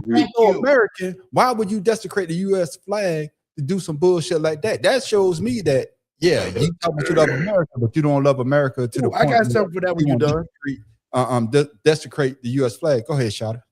But we all know that because we have all been in the military and we understand the purpose of the flag and actually understand what the stuff that they learned in the Constitution is really about. We know because we were living that life on a daily basis. Yeah. But the bottom line that kills me with all of this is Kid Rock, JD Vance, all these people that's running around talking about, this, that, and the other, they're disrespecting the American flag.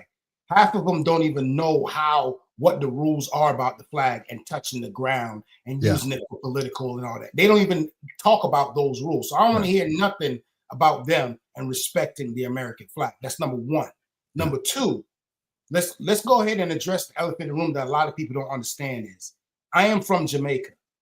I was born and raised in Jamaica. But guess what? This is education for a lot of you out there that don't understand. Jamaica was not originally black. Jamaica was run by the Taino Indians of the Caribbean. They were fortunate enough to give us, the Maroons, a chance to live our life on that island. So we actually hold the Taino. So we have a strong, close bond with our Latin brothers and sisters. So I don't want to hear nothing about daggone this, because you know what I'm saying? Everybody go to Puerto Rico and like to act like you talk about Jake Paul and his brother living in Puerto Rico running their mouth.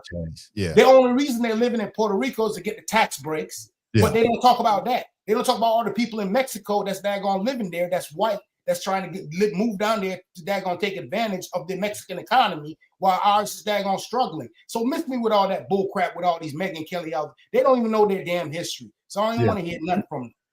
Tim, I'm gonna let you close it out. Hell, the motherfuckers don't even bank in the United States. They bank overseas. I'm gonna piggyback off something that Shada said.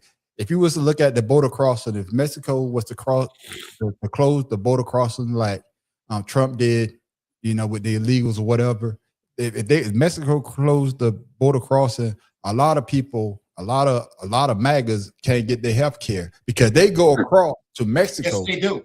Yes, to get their health care. And because it's a hell of a lot cheaper than it is in Mexico. So I'm gonna let you close it out with the Bad Bunny situation. Your thoughts on what Megyn Kelly said, and everybody talking about, you know, he should have sung one song. West Lady Gaga did sing in English, but it's just the fact that some MAGAs just can't take being number 2 or seeing that like she said, the NFL is ours. This is our thing, and her meatloaf. So you should tell it need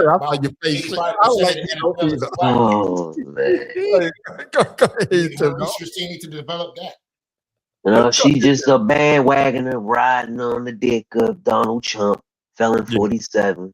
And to me, it shocks me. Well, it doesn't shock me. It surprises me how people they know he's doing wrong. They know what he's doing is illegal, but to save grace, they say nothing. Saying nothing is just like you committed the crime yourself. You know it's there. You could prevent it. So why don't you? Yeah. And to me, it just doesn't make sense how you going to say one thing but yet do another. That, you know, everything is so hypocritical. Just like old Pam Bondi talking about, well, what about this in the back? No, it's about right now. And right now, what y'all doing is using shit as an excuse because you don't know what else to say. Yeah. You know, you're put in a position to lie instead of in a position to help. And to you, helping is only white people can get the help. No one else, because they deserve it. Bad Bunny, he sung it in Spanish because that's what people want to hear. Just like Pharaoh said, you know, why would you go to McDonald's and ask for a Whopper? They ain't gonna give it to you. Shit. Bad Bunny, same thing. Why would you ask him sing in English when everybody was singing a song in Spanish? Yeah, and I agree with you on that, Tim Dog. Pharaoh, I never thought about what you just said. You want to go to the opera, hold them to sing in English. They're gonna sing in Italian. They're not gonna sing it in English. So for you to say that, hey, it should be in English, no. Enjoy what you can see. Hey, I didn't understand it, but I had a choice. I could turn it off or look at something else and then come back to the game. You know, it's up to you. If it's not, did you see the hoes out? I mean, excuse me, the women that were shaking their ass. God damn. But I'm just saying, though, you have a choice. I want to put a hand over my eyes. Yeah. I what I'm saying is you have a choice. If it's not your forte, turn the TV. Just like last year, Kendrick Lamar wasn't a lot of people forte, and they turned the TV. Nope. You know what I'm saying? And I say this. I'm gonna say this, and I'm gonna end it so we can move on. It's gonna turn around. It's gonna be back to white acts because Jay-Z is not gonna be in charge of the Super Bowl halftime show much longer. He has a contract. Yeah, it's gonna turn around when it's gonna be back to the way it was, being bland. Boring. But we all know why the Super Bowl halftime show it is what it is, because of In Living Color. In Living Color is the reason why we have the way the Super Bowl halftime show now. Before that, them motherfucker had motherfuckers out there like in the middle of a basketball game, tap dancing and shit. You know, they had the college drum team. Yeah. HBCUs. Exactly. So that's why it's going to turn around, and we're going to be talking about whenever they have Kid Rock at the Super Bowl halftime show, we gonna be saying, "Man, this motherfucker, I don't know what the hell they had his bitch ass up." We gonna be judging them just like they judging. I'm probably gonna ban the Super Bowl if they do that. I watch the whole goddamn game. I think what they're trying to do, they've tried everything to put their names in everything to ruin everything, and they figured this sports is the one thing they haven't attacked it. But the thing that people don't understand about sports is it is the one thing that we have on this planet that every single body, no matter how mad you are at somebody, they challenge you, you ready to daggone go out there and challenge somebody. And the last thing I want to quick Robin, wasn't they MAGA and Trump? Wasn't they said he wasn't going to watch football no more because Colin Kaepernick took a knee? So why are they watching it now? Didn't they say he never watched football ever again because of Colin Kaepernick? Didn't they also say to tell I forget who it was to shut up and dribble? Yeah. Oh yeah, LeBron. Like, you know, so you don't want him to talk about the politics, but then you're gonna bring politics into your decisions this year. Yeah. So for all those people out there that have a sign in their mouth that said "next tooth 1 mile," I want you to listen to this. The United States Flag Code 4 USC Chapter 1 provides federal guidelines for the proper display, handling, and respect of the U.S. flag, which was adopted in 1942. If you haven't read that, please do, because half the shit that goes on that football game is not how you display the American flag. Yeah, because even when they brought when they bring the flag's not supposed to be flat. When they bring it out on the field, it's not supposed to be flat. So a lot of people don't know. You don't understand. These are board questions that we get drilled on the whole career. We know right. To watch you 1 tooth 1 mile motherfuckers wear the flag as shorts, as a bikini, as a what you call it, the little umbrella when you're at the beach showing your little white ass out there. As the flag that you lay on the ground, you put it. Even when you put it on your car, you're just waving when you driving. That's wrong. Yeah, exactly. But they love America more than we love America. Fellas, we're gonna move along, man. I know I didn't send y'all this question, but I want us to talk about the Hall of Fame inductees. Let's get into the Hall of Fame class, because these New England Patriots, they took plenty of headlines as it relates to this class. As you guys know, no Bill Belichick, no Robert Kraft, but some all-time greats do go in. Drew Brees, Larry Fitzgerald, Luke Kuechly, Adam Vinatieri, and Roger Craig. I'm coming to you first, Shada. What do you think of this year Hall of Fame class? I don't have any qualms with it. I think everybody on that list did what they were supposed to do as far as the numbers and as far as on the field, work ethic and so on to belong in the daggone Hall of Fame. But like I said, as I said last week, the Hall of Fame has lost a lot of credibility with the standardization of who gets in and who gets out, who's not out. But we still celebrate those who are celebrated for the right reasons to getting in there. And I don't see anybody on that list that anybody should have a reason with them not being in the Hall of Fame. Okay, there it is, my brother. Hey, Brown Robin here, Pharaoh King. Here he comes. Coming. I hope we say some shit, but we grown men. This player from the 2020 class had the biggest impact on winning, even if their numbers don't jump off the page. Hands down. Roger Craig should have been a long time ago. But Roger got what? What Roger got? Two or three Super Bowls? You got three. Okay, you got three. And, Mr. High Knee himself. Yeah. I mean, we all know who Roger Craig is. It's he played with a couple teams after that, but Roger Craig was, to me, should have been in when Haley and Ronnie Lott got in. True.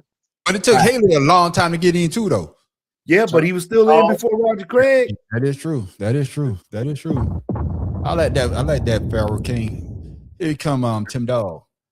Does the 2026 Hall of Fame class feel like a no-brainer class, or were there some surprise selections?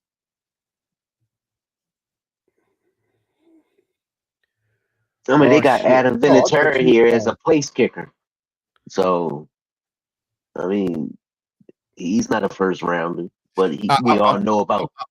I'm gonna tell you, I'm going to cut you off, but what about Luke Kuechly? Because Luke Kuechly didn't play long. I think he only played like 8 but he years. impacted the game in a massive way. No, that's what I'm just saying. That was a surprise to me, Tim Dog. Was I'll be that a honest surprise with for you? Yeah. I'm just saying, yeah, for me, that was a surprise. Yeah, that was. Yeah. Go ahead, Tim Dog. Yeah, no, thinking back, yeah, but I'm thinking who's the only other place kicker that's in the NFL? My man that played for the Raiders. Sebastian Janikowski. Janikowski. No, ain't Janikowski. No. Because they say they always have to have the kick Ray Guy. No, the punter. Ray Guy is the punter. Ray Guy. He's the punter. For the Raiders. Ray Guy. Ray Guy? Yeah, Ray Guy. They had every position in the Hall of Fame except for a punter. Ray Guy. Ray Guy for the goddamn Jan Stenerud was the first place kicker. No, that's the field goal kicker. 1991. A field goal He's kicker. talking about place kicker. No, I said place kicker, not a field goal. Place kicker. No, they call him a place kicker, but that's the field goal kicker. But it's a field goal kicker, yeah.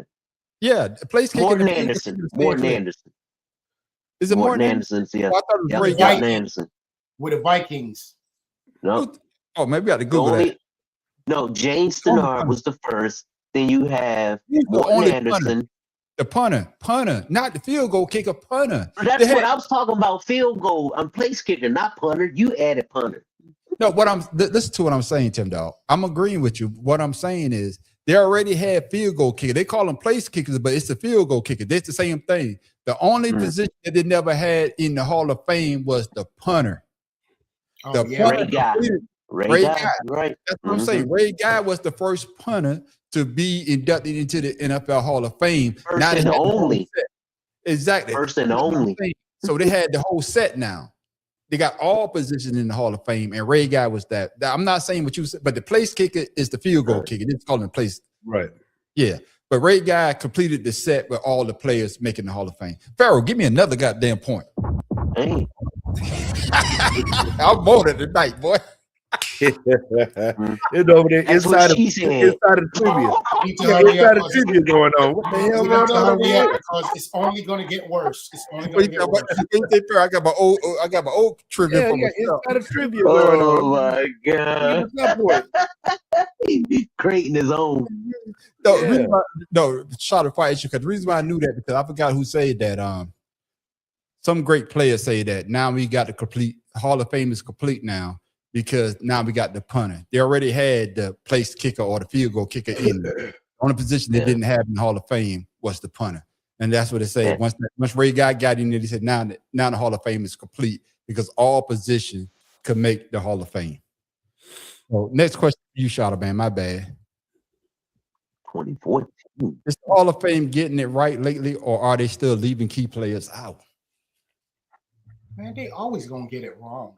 They just always. I don't think there's ever been a Hall of Fame class where people have been like, okay, he should be in there, but then this guy shouldn't be in there. They just don't have until they establish a standard to be in the Hall of Fame. You know what I'm saying? For them to just go ahead and say your time off the football field should not affect your Hall of Fame. It should be about the numbers you put on the field and how you affect the game, not the other stuff. You understand what I'm saying?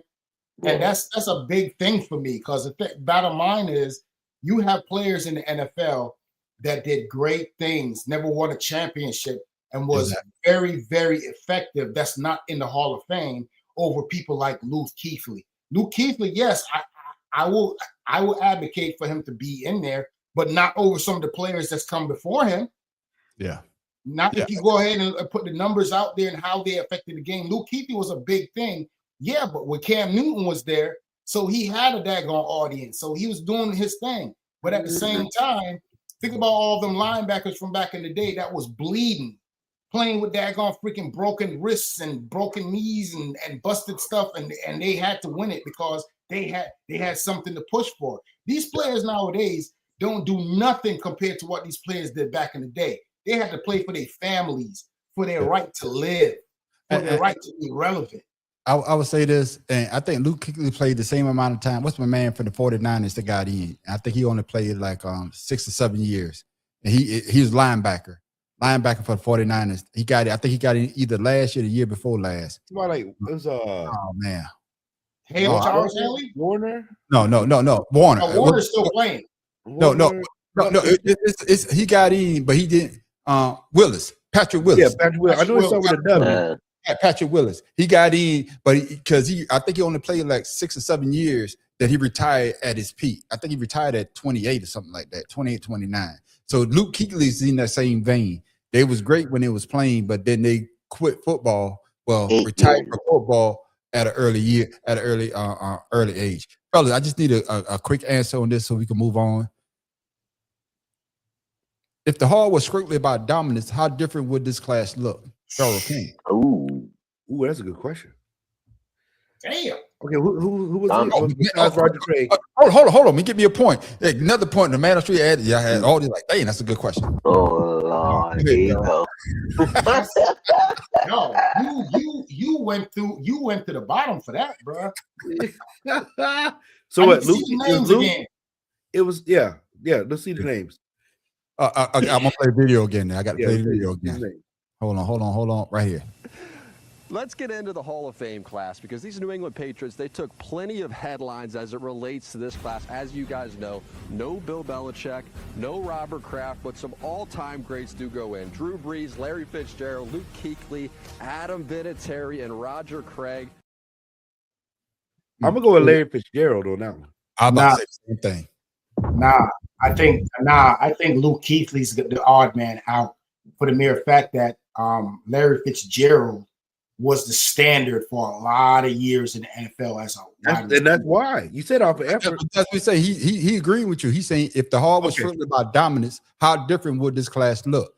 Yeah, I would take out Luke Kuechly out of that. Yeah, Luke Kuechly would be. I see what you're saying.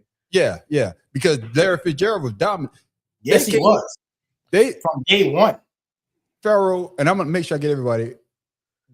That Arizona team came that close, a toe tap for winning the championship, Carson Palmer's ace, and a goddamn run back by my man. What's my man name? They call him Debo. Harrison picking that pick right before the half and running that pitch 99 yards back and scoring that touchdown. Right. That's how close Larry Fitzgerald came from being having a Super Bowl. He's still one of the greatest wide receivers to play the game, but having a Super Bowl. But you heard the name. So how if you talking about dominance, how would this Hall of Fame class look? Talking to me? Yeah, Pharaoh. Because I cut you off. I had cut you off. I just said Larry Fitzgerald because of that alone. 18 years or 17 years, something like he played. He's still a very effective receiver. So yeah, Drew Brees, we know his pass.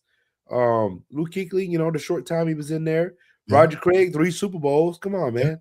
Yeah. And Vinatieri deserved the class. And Vinatieri won 3 of those Super Bowls for Tom Brady. I don't give a damn nobody say. Well, okay, yeah. So, that's why he not to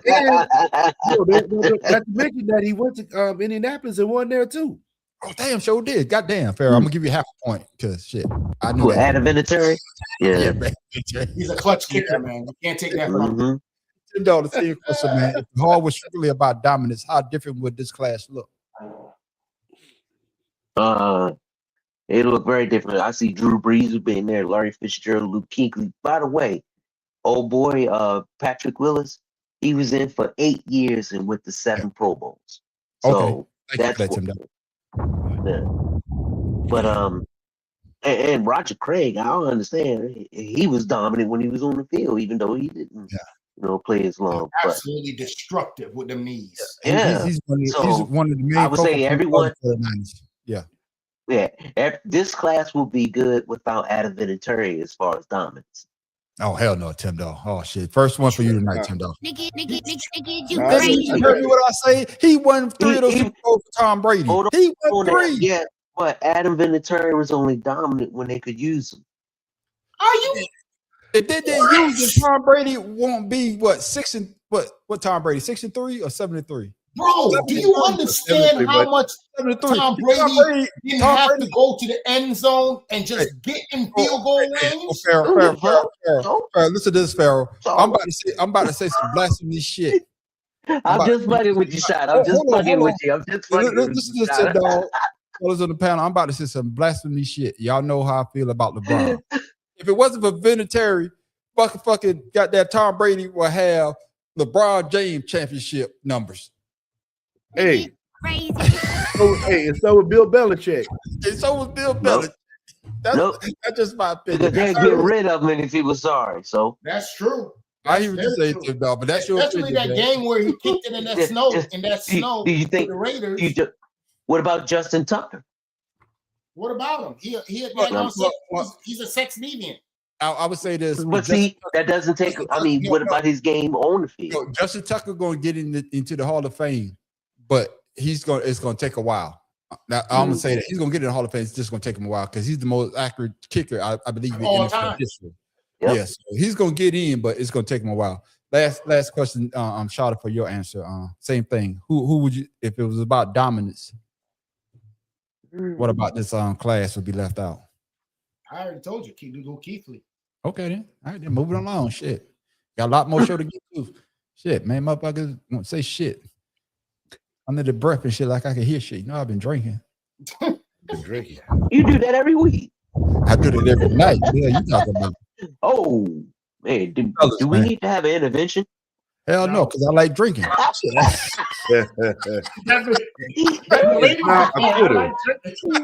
That right there says we do. Yeah. Oh shit, man. Just Hold up, crazy. man. The fucking Knicks are beating the brace off my. See, this is why I don't watch the goddamn 63-39. Well, no.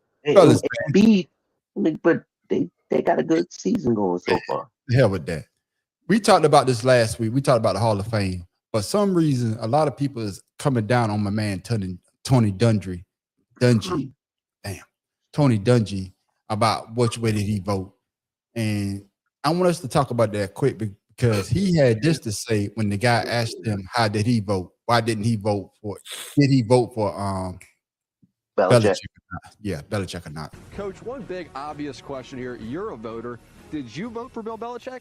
Jack, I'm not going to disclose that. When you come on the committee, you take an oath that you're not going to discuss any of the debates, anything that happened there. I'm not going to put any of my teammates under the bus, who they voted for, who I voted for. Here's the situation, okay? In this category, coaches, contributors, senior players, there are 5 finalists. You could vote. We voted as a team. Our group voted. Roger Craig got the most votes.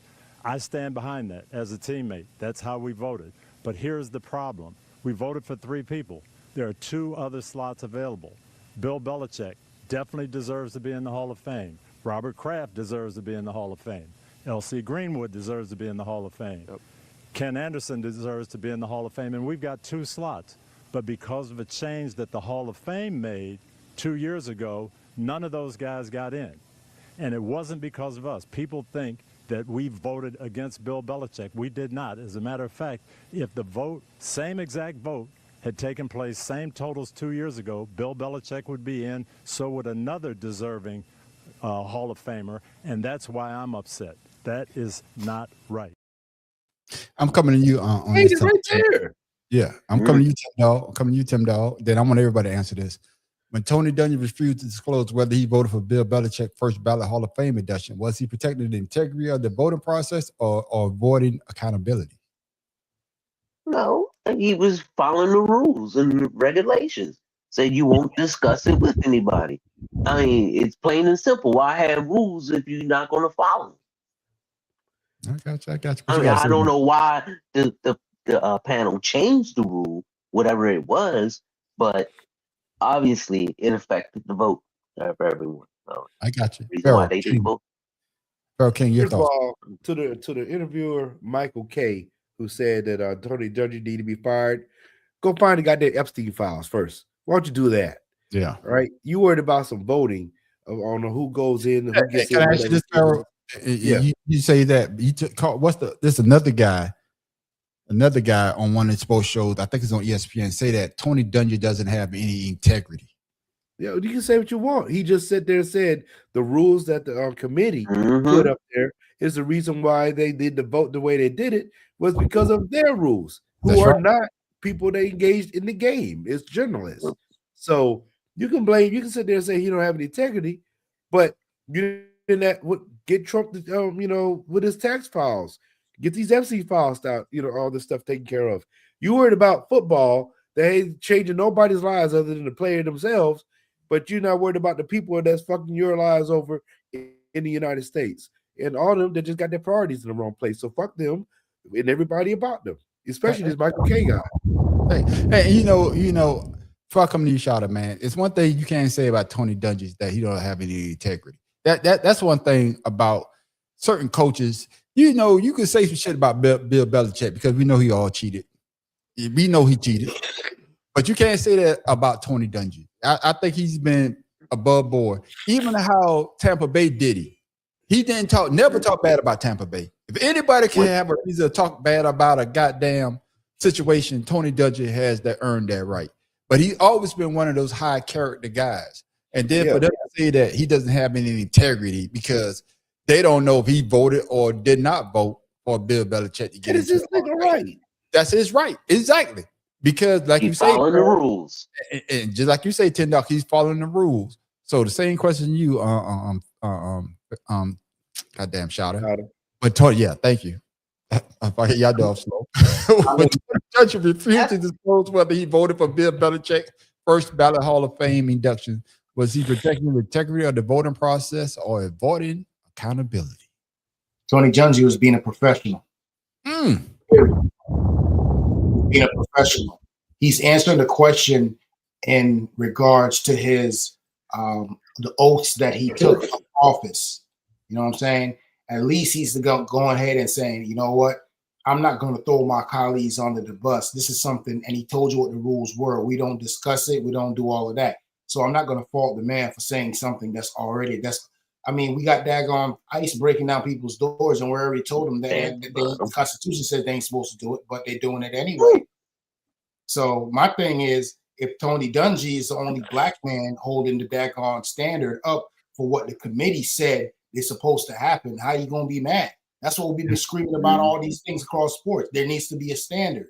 If every time the standard is daggone move back to appease somebody, there's going to be no standard at all. You're just going to be daggone picking people off of who you like and who you don't like. They have to be able to hold the ground somewhere. And the fact of the matter that he said that he's not going to divulge that has nothing to do with that man's integrity. Yeah. That means your integrity needs to be questioned because you don't know what the rules are. Yeah. Yeah, because you're not in the goddamn space when they make the votes. But like you say though, if they didn't change the rules, I think all y'all say that if they didn't change the rules a couple of years ago, Bill Belichick would be in the Hall of Fame. But they changed the rules. Tony Dungy won the Super Bowl with the daggone Colts and with the Tampa Bay. Would they daggone be talking trash about him? No, I think the fact that they got to blame somebody. For me, they got to blame somebody, and they could blame Tony Dungy because he's on TV and people see him every week. So they're gonna point their fingers at him. But his partner, Ronnie Harrison, he had something to say. Basically, I say he was saying it at Tony Dungy, but he was basically talking to the people that voted to not get Bill Belichick in the Hall of Fame. What is it foul or fair play? What I would say, Coach, is any list that doesn't include Bill Belichick at the top is absolutely wrong. And a lot of those players that we mentioned, they're great players. I played with Drew Brees. I played with Adam Vinatieri. But there's nobody more deserving to be in that Hall of Fame than Coach Belichick. I've seen his greatness. I've seen him design defenses to stop your offense. And you just look at the players that he's impacted. He's been unbelievable. And when I look out throughout the Hall of Fame, and even a guy like Tom Brady wouldn't be Tom Brady without Bill Belichick. And that's the disappointing part of it, Coach, and you guys got it wrong. Well, I feel your passion, and I'm with you. And this is about more than Bill Belichick, because in the last 2 years since the rule has been changed, we've had 7 open slots, 7 people who deserve to be in that didn't get in because of this rule change. It has to change. We've been vocal about it as voters, and hopefully it will change. And one last thing, Coach. I know you're talking about the whole process, but when I think of Coach Belichick, I think about greatness. I think about the greatest coach to ever coach, and it just sends a bad sign when Coach Belichick, with 6 Super Bowl rings, he's not in the Hall of Fame as a first ballot. Coming to you, Tim Dahl. Rodney Harris publicly called out Tony Dungy on live TV, saying you guys got it wrong. Is that fair criticism, or is Harrison oversimplifying the voting system? He's just showing his bias towards the Patriots, which is understandable because that's where he won his championship rings from. And everyone's looking for someone to blame when they just following the rules. Yeah. Now, deservingly, does Belichick belong there? Yeah, he belongs in there. But just because of the rules, now all of a sudden there's a problem. But when they changed the rules so that black people couldn't vote or do certain things, it was okay. But since they changed the rules and a white man can't get in, all of a sudden there's a problem. Yeah, and I I agree mean, with that. LC Green, just like they was talking about LC LC Green was in Green. the Hall of Fame. Yeah. Yeah, he probably the Steelers right there. That Steelers Yeah, defense. so you can't have it both ways. You know, and the system doesn't work for everyone, but we see the reaction when it happens to someone like him instead of someone like us, because someone like us, we're used to it. Yeah, and you know, the part of the fact that I don't get, Pharaoh, is that when they changed the rules to talk about T.O., and we all know that T.O. was the first ballot Hall of Fame. When they changed that rule to keep T.O. out, and they say, well, the stuff that he did on the field, now you got to include that as well to make him a second ballot Hall of Famer, and to change it around, and everybody's up in arms because Belichick didn't get in. It's asinine to me. So do you agree with what Bill Belichick, not Bill Belichick, but Ronnie Harris publicly calling out Tony Dungy on live TV saying you guys got it wrong? Is that fair criticism, or is Harrison oversimplified? Y'all know. Signifying. Yeah. I'm Signifying. That's what he's doing. I'm going to take it that, first of all, this is my opinion. I don't care if he hears me or not. I don't really care for Rodney Harrison. Yeah, because he was. But then you got caught for PEDs or some shit. Yes. Okay. Yes. But with that being said, I'm gonna take a page out of Muhammad Ali's book. He should have talked to Dungy off the side. Mm-hmm. You can make that comment to him off the side, but to do that on air to make you could talk the way he said to the white guy, but then I'm going to come at you a different way, and you're supposed to be my work colleague. That was unprofessional, as far as I'm concerned. And so if anybody, Michael K, needs to be fired, should be fucking Rodney Harrison for pulling out that bullshit he did on live air. That's my opinion. I got you. And I agree with you on that, man, because there's certain ways, especially we've been working together for a while. I know Bill Belichick is this guy. Bill Belichick got you your Super Bowl ring. Bill Belichick made you the player that you are on the field. But of course, I'm working with you now, Coach. I seen what you done. I seen the way that you carry yourself. And for you to say that y'all got it wrong, basically you saying that I got it wrong, basically you shouted, basically you agreeing with the people saying that I didn't vote for Bill Belichick. It's asinine to me. Your thoughts? But also, Tony Dungy was a player. Bill Belichick wasn't a fucking player.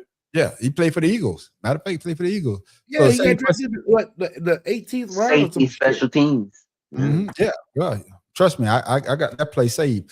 That he blocked. I forgot who he blocked. I think it was the Giants. He blocked that field on the punt and ran it back in for a touchdown. Same question you shot. Rodney Harris publicly called out Tony Dungy on live TV saying you guys got it wrong. Is that fair criticism, or is Harrison oversimplifying the voting system? I got it that time. Oh, you struggled with it though. Pharaoh, my teeth got in the way. So yeah. Yeah. You had to go 5 miles to get that one. I got it. Go ahead, Sean. Man, listen, I agree with Pharaoh. There's a way to do things, especially on TV in the climate that we're in. Yeah. There's a way to do things, remain professional, as well as show solidarity with something. And that is one of the biggest things I have with all these NFL alums. There's such a thing as some kind of loyalty to the sport and the authenticity of the sport in and of itself. And Rodney Harrison, in saying what he did, he knew what he was doing. He knew he was creating a narrative that's going to keep him in the news, keep talking. Yeah. He knew exactly what was going to happen when he said what he said. He didn't do that to be disrespectful to Tony Dungy. He did that for his own selfish reasons, because he knows he's going to have a debate to talk about something when people talk to him, and he's going to be talked about. It's not about the substance of what these people are saying anymore. It's about freaking daggone how many likes am I going to get? How many people are going to go ahead and roll with me so I can make a profit off of this daggone stupid ass shit that I just said. Period. I got you. Because I just need a quick answer, yes or no, or Tim Dahl, at least a minute. Okay, I'm gonna give you a minute and a half with your goddamn answer. All right. Fuck you. I'm coming more. Tim Dahl, I'm coming to you first, saying. so I get you out the way. Should Hall of Fame voters like Dungy be required to explain their ballot publicly when a legendary figure like Belichick is snubbed? Yes or no? No. Oh, what you want to say? Go ahead. No, because if you do it for him, you have to do it for everyone, and we know that's not gonna happen. There it is. What you say, Pharaoh? No, you don't have to explain anything. That's the reason you have. If that's the case, then everybody should have a. Just like when we choose a doggone Hall of Fame, I mean the Pro Bowl or whatever the case is, put it out there so we can have a fan vote. Why don't you do that? I got But yeah, I got you. Shot it. I think it's bull crap because it goes along with everything that's going on in the country right now. They're trying to undermine normalcy and things that make sense to the regular, clear thinking person. And I think that a lot of people are bought into that. Just like with this MAGA thing, they're grifting off of people to get money. They're saying things that's controversial to get attention, and they're not looking at the facts of the case. And that's what's going on. That's the biggest problem in America right now. The truth and actually sticking to the point of what the rule was when we started and not moving the goalposts once the rule affects you. All right. Before we go to our next question, I'm going to shout out Miss Elena looking at us on goddamn Instagram. Thank you for joining us tonight, Miss Elena. Make sure you tell your friends. Yeah. Well, thank you. Appreciate that. I know you sent the question about Mendoza with the question mark. I didn't say nothing because I wanted to bring it up. I want to have this conversation because we moving into the draft. They say that he may be the #1 draft pick, maybe going to the Raiders. And I wanted us to talk about it just a little bit. Gates, obviously the discussion about Mendoza is an easy one. Is he ready to walk in and begin transforming a franchise from day one? Yeah, Greeny, the discussion surrounding Fernando Mendoza is what neighborhood he's going to live in Las Vegas. Beyond that, everything else is fait accompli. But yes, he can transform an offense in Las Vegas because I think it's the ideal pairing along with Clint Kubiak, their new head coach. One of the comparisons, I know you know this, Greeny, that I've used for Mendoza during the fall has been Sam Darnold, who, of course, just won a Super Bowl with Clint Kubiak in Seattle. Hard play action quarterback, full field accuracy, functional mobility, all the traits that you see from Fernando Mendoza on tape this past season. He had 41 passing touchdowns. That was more than any other FBS quarterback and showed dramatic improvement in terms of pocket awareness. Took just 25 sacks this year, nearly half as many as he did the year prior. Yeah, there are no questions about Mendoza as the #1 pick. I would just very quickly throw it around this table because I think the second one is the more interesting one from Field. Very quickly throw it around. Is it the right thing to do for a franchise at the very bottom that has as many needs as they do to start with the quarterback? Start with a quarterback. Here it is, Shada. Mendoza dominated at Indiana with a Heisman season and a 16-0 national championship run. How would that winning mindset translate to the NFL and turning around a 3-14 Raiders team? First of all, the Raiders need to go ahead and make this decision with reality in check. My thing is, how many times have they went ahead and went for a quarterback and it didn't work out? Maybe it's time for you to change another lane. Mendoza's a good quarterback, but as we all have discussed on here all year long during this football season, it's not always about the quarterback. It could be about the coach, the system he's running, and so on and so forth. So before we all get excited about him winning the Heisman and the national championship and have the numbers to support it, when he gets to the Raiders, is he going to be going to a team where the coach is going to go ahead and build around him immediately to go ahead and make sure that he has the protection and able to make the calls that he made in college? That's the biggest thing. Sometimes a quarterback is not always the best thing to go with, as we found out with Shedeur Sanders. But at the same time, you know what I'm saying? A coach needs to look at, maybe I might not go ahead and pick this guy #1. There's a more definitive spot that the longevity is longer, that we can invest long term in and build around. So I don't know their track record of drafting quarterbacks. I mean, they don't have a good record, so they might as well go ahead and leave him for somebody else. Hey, coming to you, Pharaoh. The reason why I'm going to disagree with Shada, and Shada, great point. I'm going to disagree with Shada is because when the Raiders draft the other quarterbacks, it was the head coach and them not coming in together. Kubiak, and if they were to draft Mendoza, this would be Kubiak first year with the Raiders. It's not Pete Carroll, who already seen quarterbacks how to play the position. So both for the quarterback and the head coach will be coming in at the same time. I So understand now- that, man. On street, and I'm glad you said that. But that's what I'm using to solidify my point. Okay, It's a brand new coach that you having with a brand new quarterback coming out of college. Everybody we know from all the years know that the college game and the NFL game, the speeds are completely different. Yeah. So you got to deal with a I coach. disagree with that. I understand that the coach is coming in his first year. It's a lot for a coach to daggone control the whole team and pay attention to what the needs of the team at the same time. He's going to have a hell of a daggone team around him to bring that franchise back. That's just But me. we already know that he don't have the team. The offensive line is garbage. You got the running back because he's one of the best running backs, rookie running backs this year coming out of college.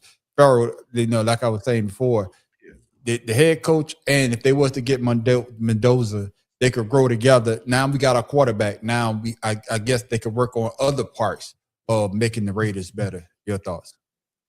So one thing, I'm gonna disagree with the speed of the game. It's not the speed of the game; it's the awareness of the game, the knowledge of the game. We always said it: high school, 2 or 3 players, they get to college. Out of that college team, 2 or 3 players, they get to the pros. Pros has all the same 2 or 3 players from all the colleges on one team. So my awareness of where I need to be seems faster. Well, I'm still running the same, 4.3 that I ran in college. It's just that I know how to get there faster. I got 10 other people that know the same shit. That's what makes the NFL different. And with that being said, it's time for my man Mendoza to sit back and watch that, because Miami was giving him problems, and Mendoza was a 5-6 year quarterback. Yeah. Then you had their whole team was basically over 4 years. So if you can't translate your starting from Indiana to get to the NFL with Kubiak being just coming off this win from Seattle, it's not gonna. It's about the players that you put in place to make them successful. And the AFC West is a very challenging division now. Now is Kubiak going to put him out there and let him? He's not. Put it like this: he's not going to be Mendoza. Is not going to be a Bo Nix coming out there. I got you. Going to a decent team and you having 100,000 starts already under your belt. Yeah. Because the Raiders offense is trash. Like my man, right? It's trash, right? Man, so trash. if I'm looking to do anything, I got to get my first 5 personnel together. Yeah, but you protect that salary cap low. I think they have a 89, almost $90 million salary cap that they can work with. I go get some veteran people to come put that team together. Keep Geno, or if you do going to get him, put him out. No. Keep Geno for what? Geno's not a bad quarterback. He had a bad system he worked with, and he ran for his life the whole time. Yeah, and he had no line. I got to get Tim Dog in here. The reason why I understand everybody's saying that to get the quarterback, but Farrell, you made a great point with that. The offensive line, if you don't have a great offensive line to protect that quarterback, how long you gonna have that quarterback start in your system? And with Geno, with Geno, I understand you say keep Geno and invest in your offensive line, get some veterans. So when you do get the quarterback that you actually want, not saying that Mendoza is not the quarterback that they want, but we still got, I hate to call his name, but we still got what my man Manning still coming back. So he could be, I'm just saying, if they don't get Mendoza, if you work with the line, you get them to a situation. I'm not saying the Raiders probably have the number 1 draft. Yeah, they're gonna have the number 1 draft pick again next year. So you could get a better quarterback than Mendoza. That I'm just saying that but if they don't, Tim Dog, is Mendoza the quarterback for the Raiders to build their team around? Your thoughts? Shaka said earlier that the Raiders haven't been good in drafting quarterbacks. Since 2000, they drafted 6 quarterbacks. Marquise Tassagusofo 2000. Andrew Walter, 2005. Jamarcus Russell, the bus, Number 1. 07. Yep. Derek Carr, 2014. Connor Cook and Aiden O'Connell, 2023. Hey, can I ask you this, Tim Dog? Because you say that, oh boy, is he a bust? Is he really no, I'm just saying, is he really a bust because he got to the highest level of professional football? Who? Yeah, but he couldn't handle the pressure. No, I'm just saying. I'm just saying, if you make it to the highest level of your profession, are you really a bust? Yes. Yeah. Okay. Right. Because for one, he couldn't prove himself in the NFL because he came in overweight. I know we went off point, Tim. I'm just saying. I know we went off point, but I'm just saying, if you make it to the highest level of your profession and you don't pan out the way that people expect you to pan out, are you considered a bust? Because you got to the highest level. Johnny Manziel. I'm just saying the NFL is the highest level of professional football. You're mixing oranges. You make it there. Are you considered a bust? Yeah. Because if you make it there and you don't do anything with it. Yeah, I think there's more so the action involved. Like you're supposed to be the person that takes somebody somewhere. Ryan Leaf being one of those people. Yeah. Yes, Lord. Yeah. You know, so it's a bust because we drafted you and we wasted my money on you. That's a bust. So make sure I got this. You're not a bust because you got to the highest level. No. You're a bust because you didn't perform at that level. We thought you was going. Okay. You didn't perform at that advertised. level. You got to the level, but you didn't perform at that level. False advertised. There you go, Shada. Okay. I like that. I mean, Tim Dog, back to you, man. Finish your statement because I just wanted to get the definition. Go ahead, Tim Dog. No, that being said, their history with quarterbacks haven't been good. Maybe because the offensive line or whatever, but their best. I'm gonna put that on my draft pick was Max Crosby, and that was in 2017. And he's talking about he wants to leave the Raiders. So, I mean, if you're going to bring a good quarterback into a system where you have a new coach, you got to bring in a culture of good football, a locker room where everyone is on the same page, regardless of how much playing time. In other words, they want to play for this coach. They want to do for this coach. And there are a lot of teams out there who have that system. They just may not have the players. And sometimes you need a lot more than that. And like Shada said, if they don't need the quarterback, then why draft one? Because they have a better chance of getting a good one next season. Next year. Yeah, and I'm gonna close it out, man. You never know. What's my man name from Texas, man? Manning. What's his first name? Arch Manning. We never know. You may pass on a person like Mendoza, thinking that you could get a person like Arch Manning, but like y'all say, you may end up with a Ryan Leaf. You know what I'm saying? I'm just saying it's a risk. It's a risk with the draft because that's why they call it a draft. That's why the sorry team get the number 1 pick to try to get the best player.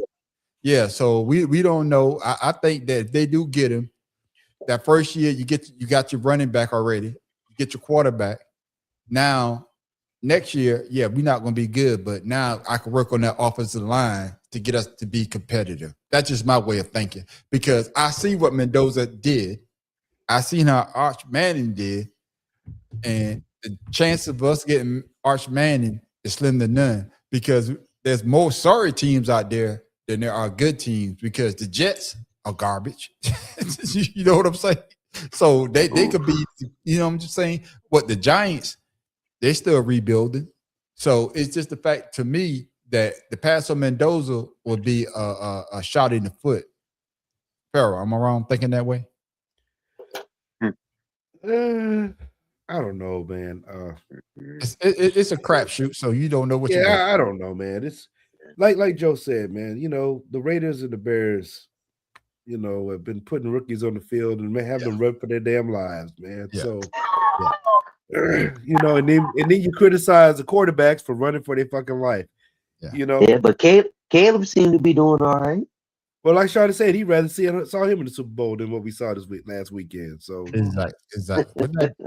Fellas, man, good With or conversation. without the fingernail polish. Good conversation, man.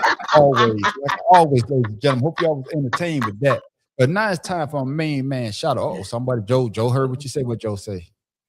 Joe say Russell been an NFL QB equivalent of Trump. Neither was qualified. Lord have mercy, Joe. Damn, Joe, that's some cold shit right there, boy. Yeah, Joe, he's been really 2026. He's been kind of ordinary. You know what I'm saying? Joe, you saying that, Joe, for you saying that bullshit right there, Joe, I got to give you. You fucking crazy, man. You sound insane. Do you realize that? You should be medicated. Because I would give Russell Wilson, not Russell Wilson, wrong with you? I give Russell a little bit more credit than bitch ass Trump. At least he played the position. Trump just plain president. Shit. Celebrity in chief. Celebrity in chief. There it is, ladies and gentlemen. That's it for our conversation tonight, ladies and gentlemen. But a main man Shada got something for you with what today in sports.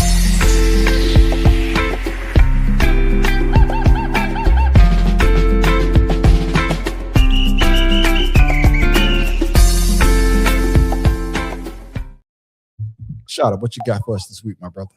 Yo, I didn't even realize this until I looked it up. Your boy Willie Mays, back in the day, became the first executive for in baseball.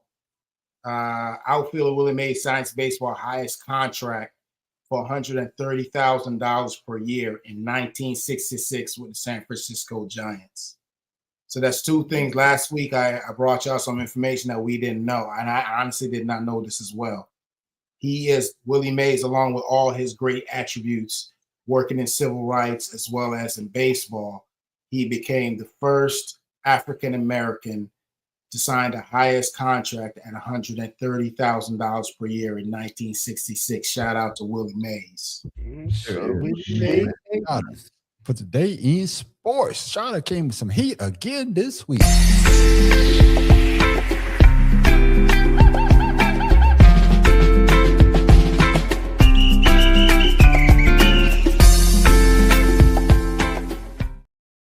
Pharaoh King, I got your good sport, but I didn't forget about you, but I found something better. I think. Pharaoh King, man. What's your favorite pastime that you like to do?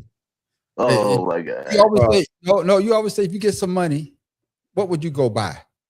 What would you go buy? Right here, man. Don't embarrass me today. No. Pharaoh always say if he has some money, what would you go buy right now? Some River Rocks in New Jersey for $10. Besides the River Rocks in New Jersey, I'm being serious.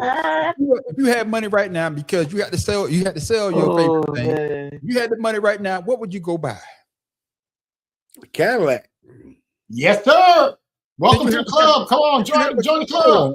Hold on, Pharaoh. I'm about to give you. Nigga, you crazy. Hold on. Negro, please. Pharaoh King. One more time, Pharaoh. Hold on. I'm giving Pharaoh King the answer to the goddamn test, and he's failing every goddamn time. Listen to what I say, Pharaoh. You had to sell yours, but if you was to come into some money right now, what would you go buy? God damn it, boy! This nigga motorcycle, man. God damn it, boy! I had to leave this motherfucker the water. Hey, sometimes that water ain't good to drink. You know what I mean? Yeah, I know that's right. It's contaminated. Yeah, you might get that Montezuma's revenge. Okay. Thank you for that, Pharaoh. Shata, you from Jamaica. What is the number one sport in Jamaica? Soccer. Oh my goodness, Shada right on time.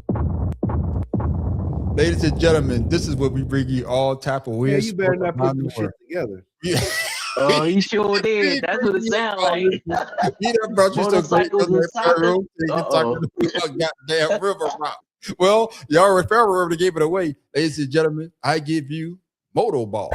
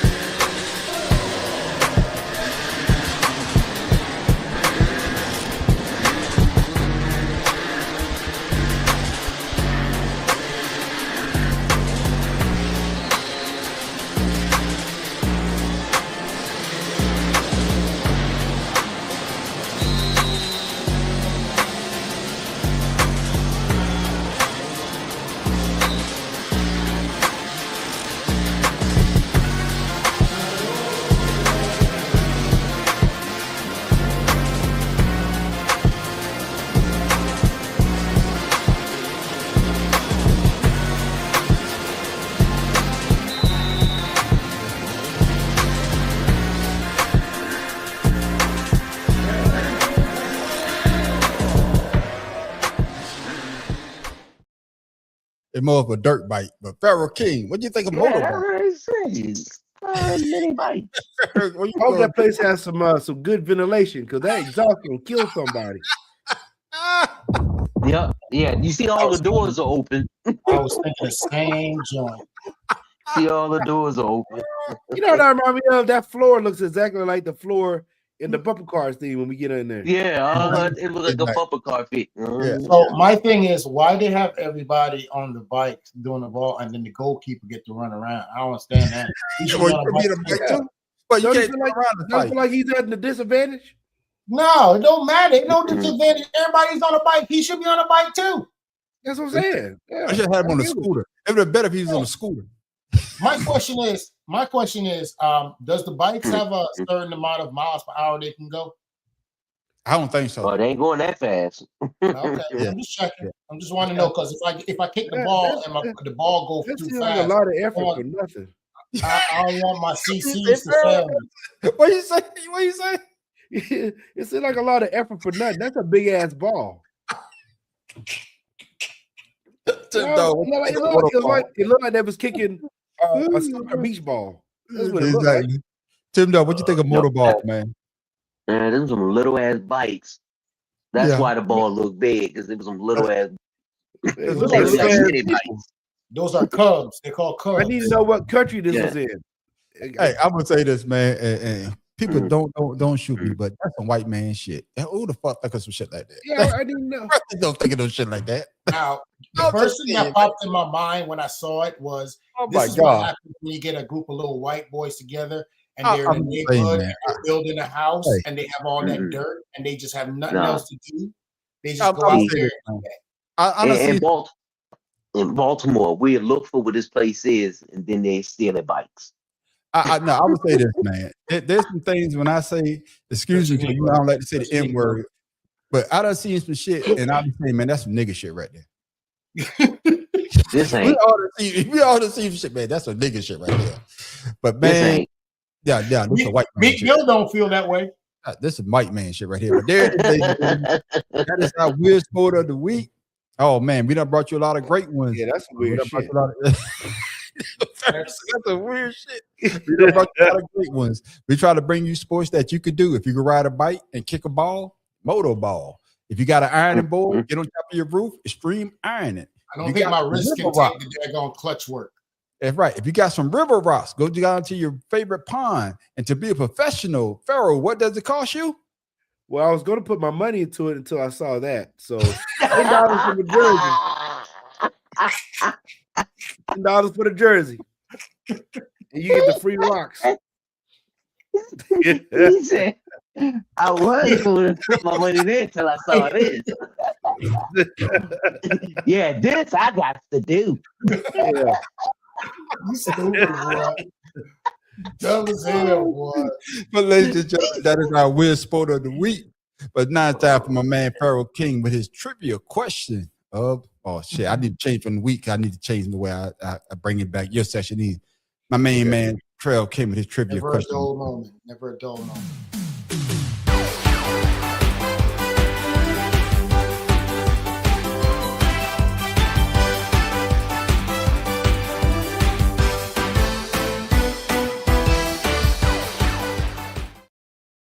Pharaoh, I see you with you done got into the groove. You tap into the music every day.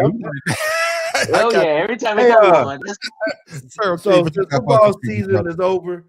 This is going to be our last NFL or football question for the year until the season start up again. So here we go. You got SARS? Oh, what's really sad? Let's say Reggie White. That's a good one. I'm going with Lawrence Taylor.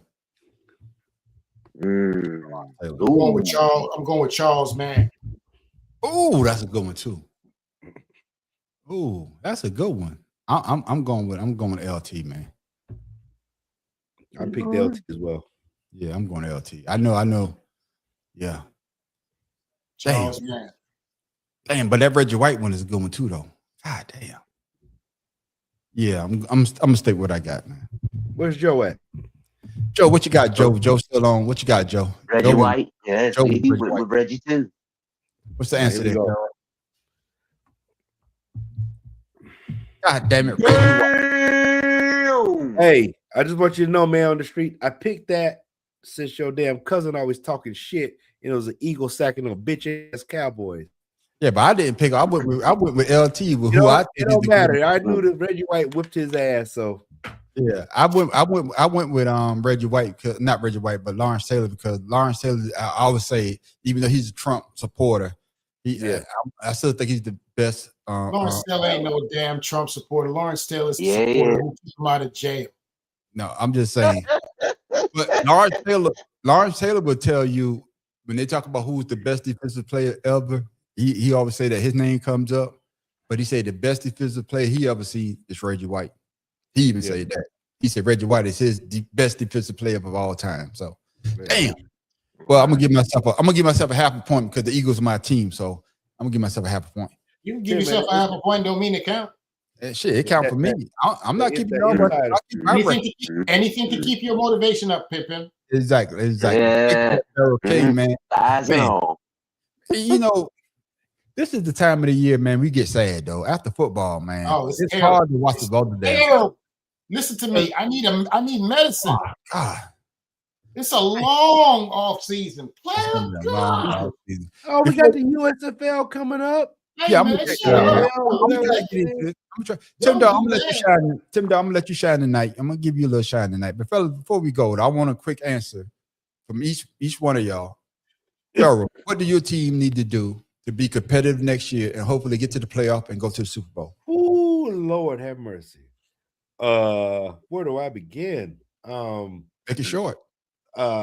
Coach, defensive players that are under 35. A new stadium. I think a new stadium with new culture. And geez. Yeah, that's about it. All right. New stadium, new culture. Shot. Damn. Same question. What do your team have to do to either get to the playoff and eventually make it to the Super Bowl and win? Stop putting your money on Baker Mayfield. He ain't gonna win you nothing. Nothing. Okay, then. Goddamn, Shada. Thank you. Tim Dog, what you got? Keep Lamar Jackson healthy, and hopefully the offensive coordinator is going to use all of his skills instead of just one. Yeah, and I would say for my Eagles, man, you know, the offensive play caller got to get better. Defense, hey, keep the plays that you got, and of course, man, Saquon Barkley, don't go golfing with bitch ass Trump. Fact. That's wait. what's up. No. Goddamn Trump. It was a sin. One more. Sin. It was a sin, and he has to pay the consequences. What was that? AJ Brown, stop whining. Stop whining. Oh, yeah. and start catching. Stop whining and start catching. There it is, ladies and gentlemen. My man Tim Dog, you're gonna get the chance to shine because he bring up some bullshit. But I'm gonna see what he got tonight. If he brings some bullshit tonight, he will never have another segment on our sports channel. So Tim Dog, you better come correct. Boy. Because this is your last time to shine. Boy. You bring some bullshit tonight. I want to hear nothing about no crickets, worms, or daggone birds. None of that. Only time you have some time to shine will be on 2 cigars on a blunt. Here you go, Tim Dog. Where the fuck did you get that from?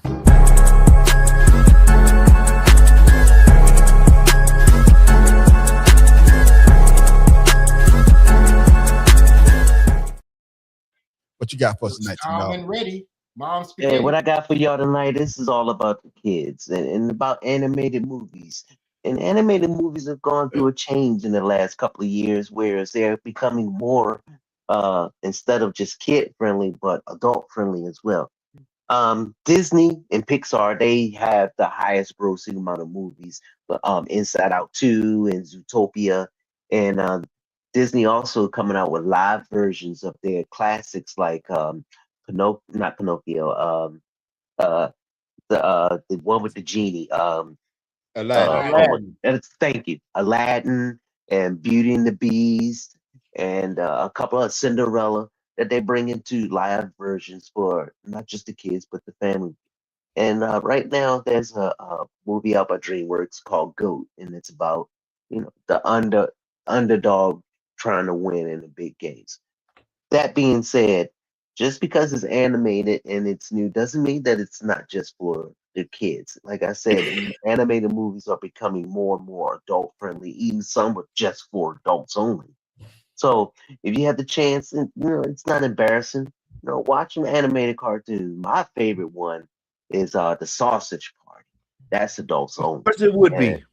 Yeah, because you got a small sausage. Because that was the main character of the movie. Shit. No, that's an oxymoron. No. Sausage is trying to get in that bun and keep warm. That's because you got a small sausage. Because you try to get in the bun, you got a small sausage because that's all you could get. Right in the middle of that bun. You got a small sausage. It's all right, Tim Dog. You the one that brought it up about your favorite. I didn't say small. I ain't say nothing about small sausage. I talk about animated movies and a movie called Sausage Party because it's all the movies, Tim Dog. I'm gonna give you. I'm glad you brought up a good subject. All the goddamn movies, Tim Dog. Attack on Titan. All the movies you bring a sausage party with a little small sausage. Joe, I see what you're saying. Joe say the Falcons need a coach, OC, a QB to be competitive. It's going to be a long season next year for the Falcons. Damn, and the they might as well just get a new owner. A quick thing on that, but the Falcons, they say they're going to release your ex-quarterback Pharaoh. What's my main name? Kirk Cousins. Your thoughts on that quick? Okay, all right. Tim Dog. Those Washington will get them back. We good. All right, then. Shouter. Any thoughts on that? Man, this dude got his daggone money. Just go ahead and make underwear commercials, dog. You done. I got you. With that, my main man. You like that commercial? You like that? That's the commercial you make. With that, ladies and gentlemen. Ever since he left Washington. I'm sorry. I'm saying ever since Kirk Cousins left Washington, it's all about the money. No, he did good at Minnesota, though. The only time was when he was in Minnesota for what, 2 seasons? That was it. Yeah. Paid him all that money. I got you. I got shit. And it's all about the money. And with that being said, my main man, shout out. What you got for the people before we go? And make sure you shout out your social media so the people can follow you as well, my brother. Yo, we don't have much for the people them today now, but I know that growing up in Jamaica, we have a thing in Jamaica that you don't mess with little children or pitney. And in Jamaica, we call them pitney. You don't mess with nobody pitney them. I mean, I tell you something like this. We love football and all and something there, but I want to make sure everybody understand. If you touch somebody's little child in an inappropriate way, you're a criminal. You understand? If you're dead, murderation.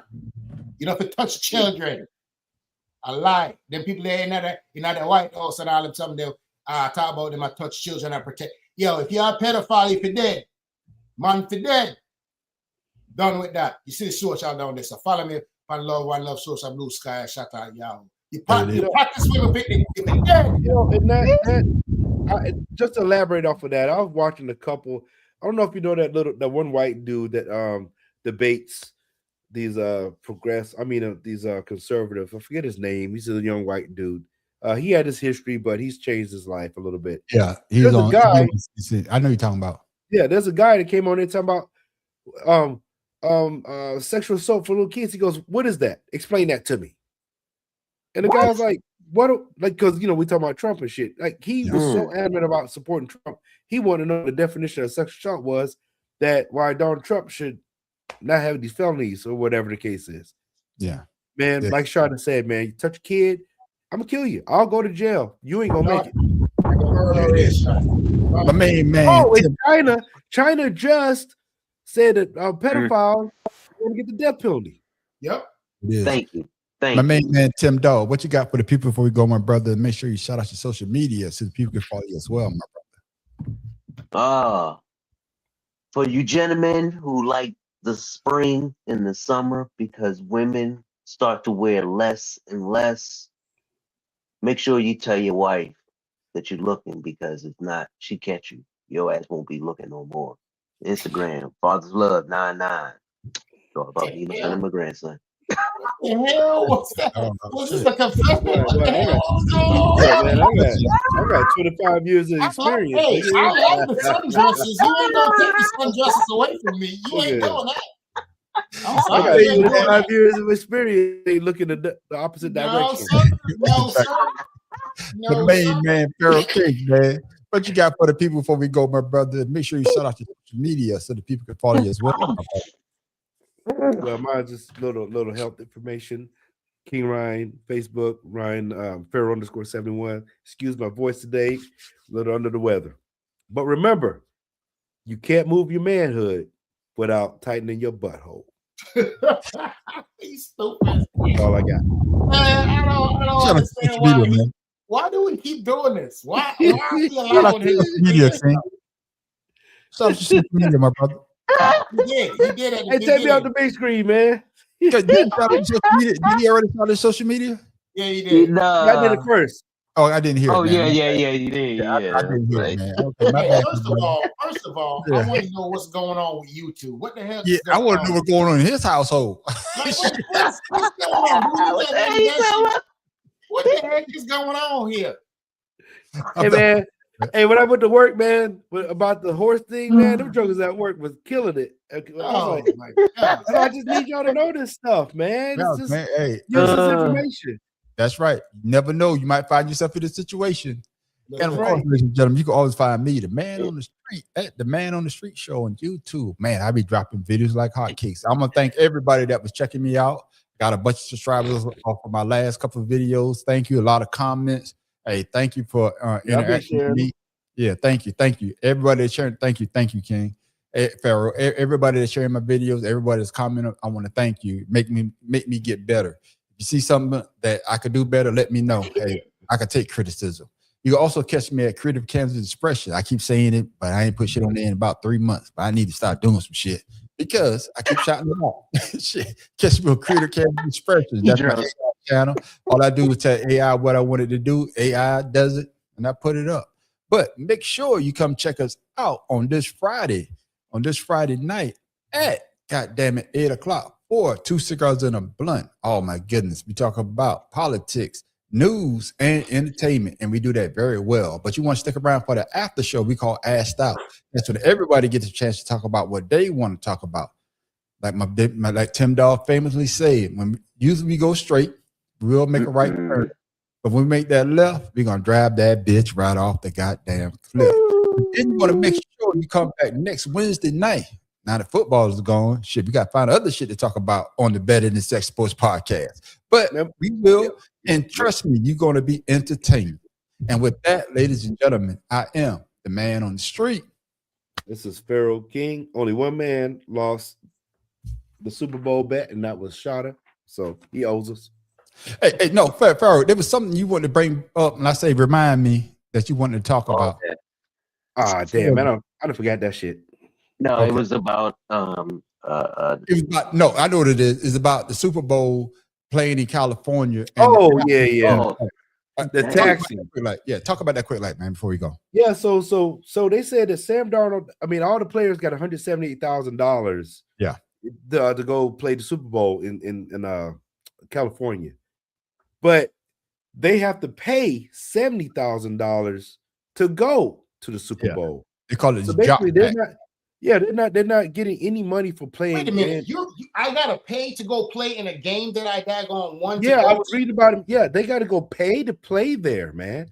The way it works is they say the way it works is that if you're there, they call it the jock tax. Yeah, the Now, jock tax. They said if you're there for more than 7 days, they could tax you that money that they're taxing those players. So of course the Super Bowl. any day. Oh, any day. Okay, It's a Super Day because he plays twice during the year. True. Yeah. Well, he plays that once during the year, and whatever the case is. So every time they go down to California, they dock their salary money as a jock tax for playing in the state. Yeah. Oh, California getting over on that. Yeah, they're getting over. Thank you for that, Pharaoh, man. People didn't know that. That's what I say. If you didn't know, that's what we're here for. We try to bring you information that you may not know. That's why we're here as well. Shout out. Like, what the fuck? That's right. Like, it don't pay to play. You know what I'm saying? Especially the Super Bowl. All right, Tim Dog, it's on you. Tim Dog from where?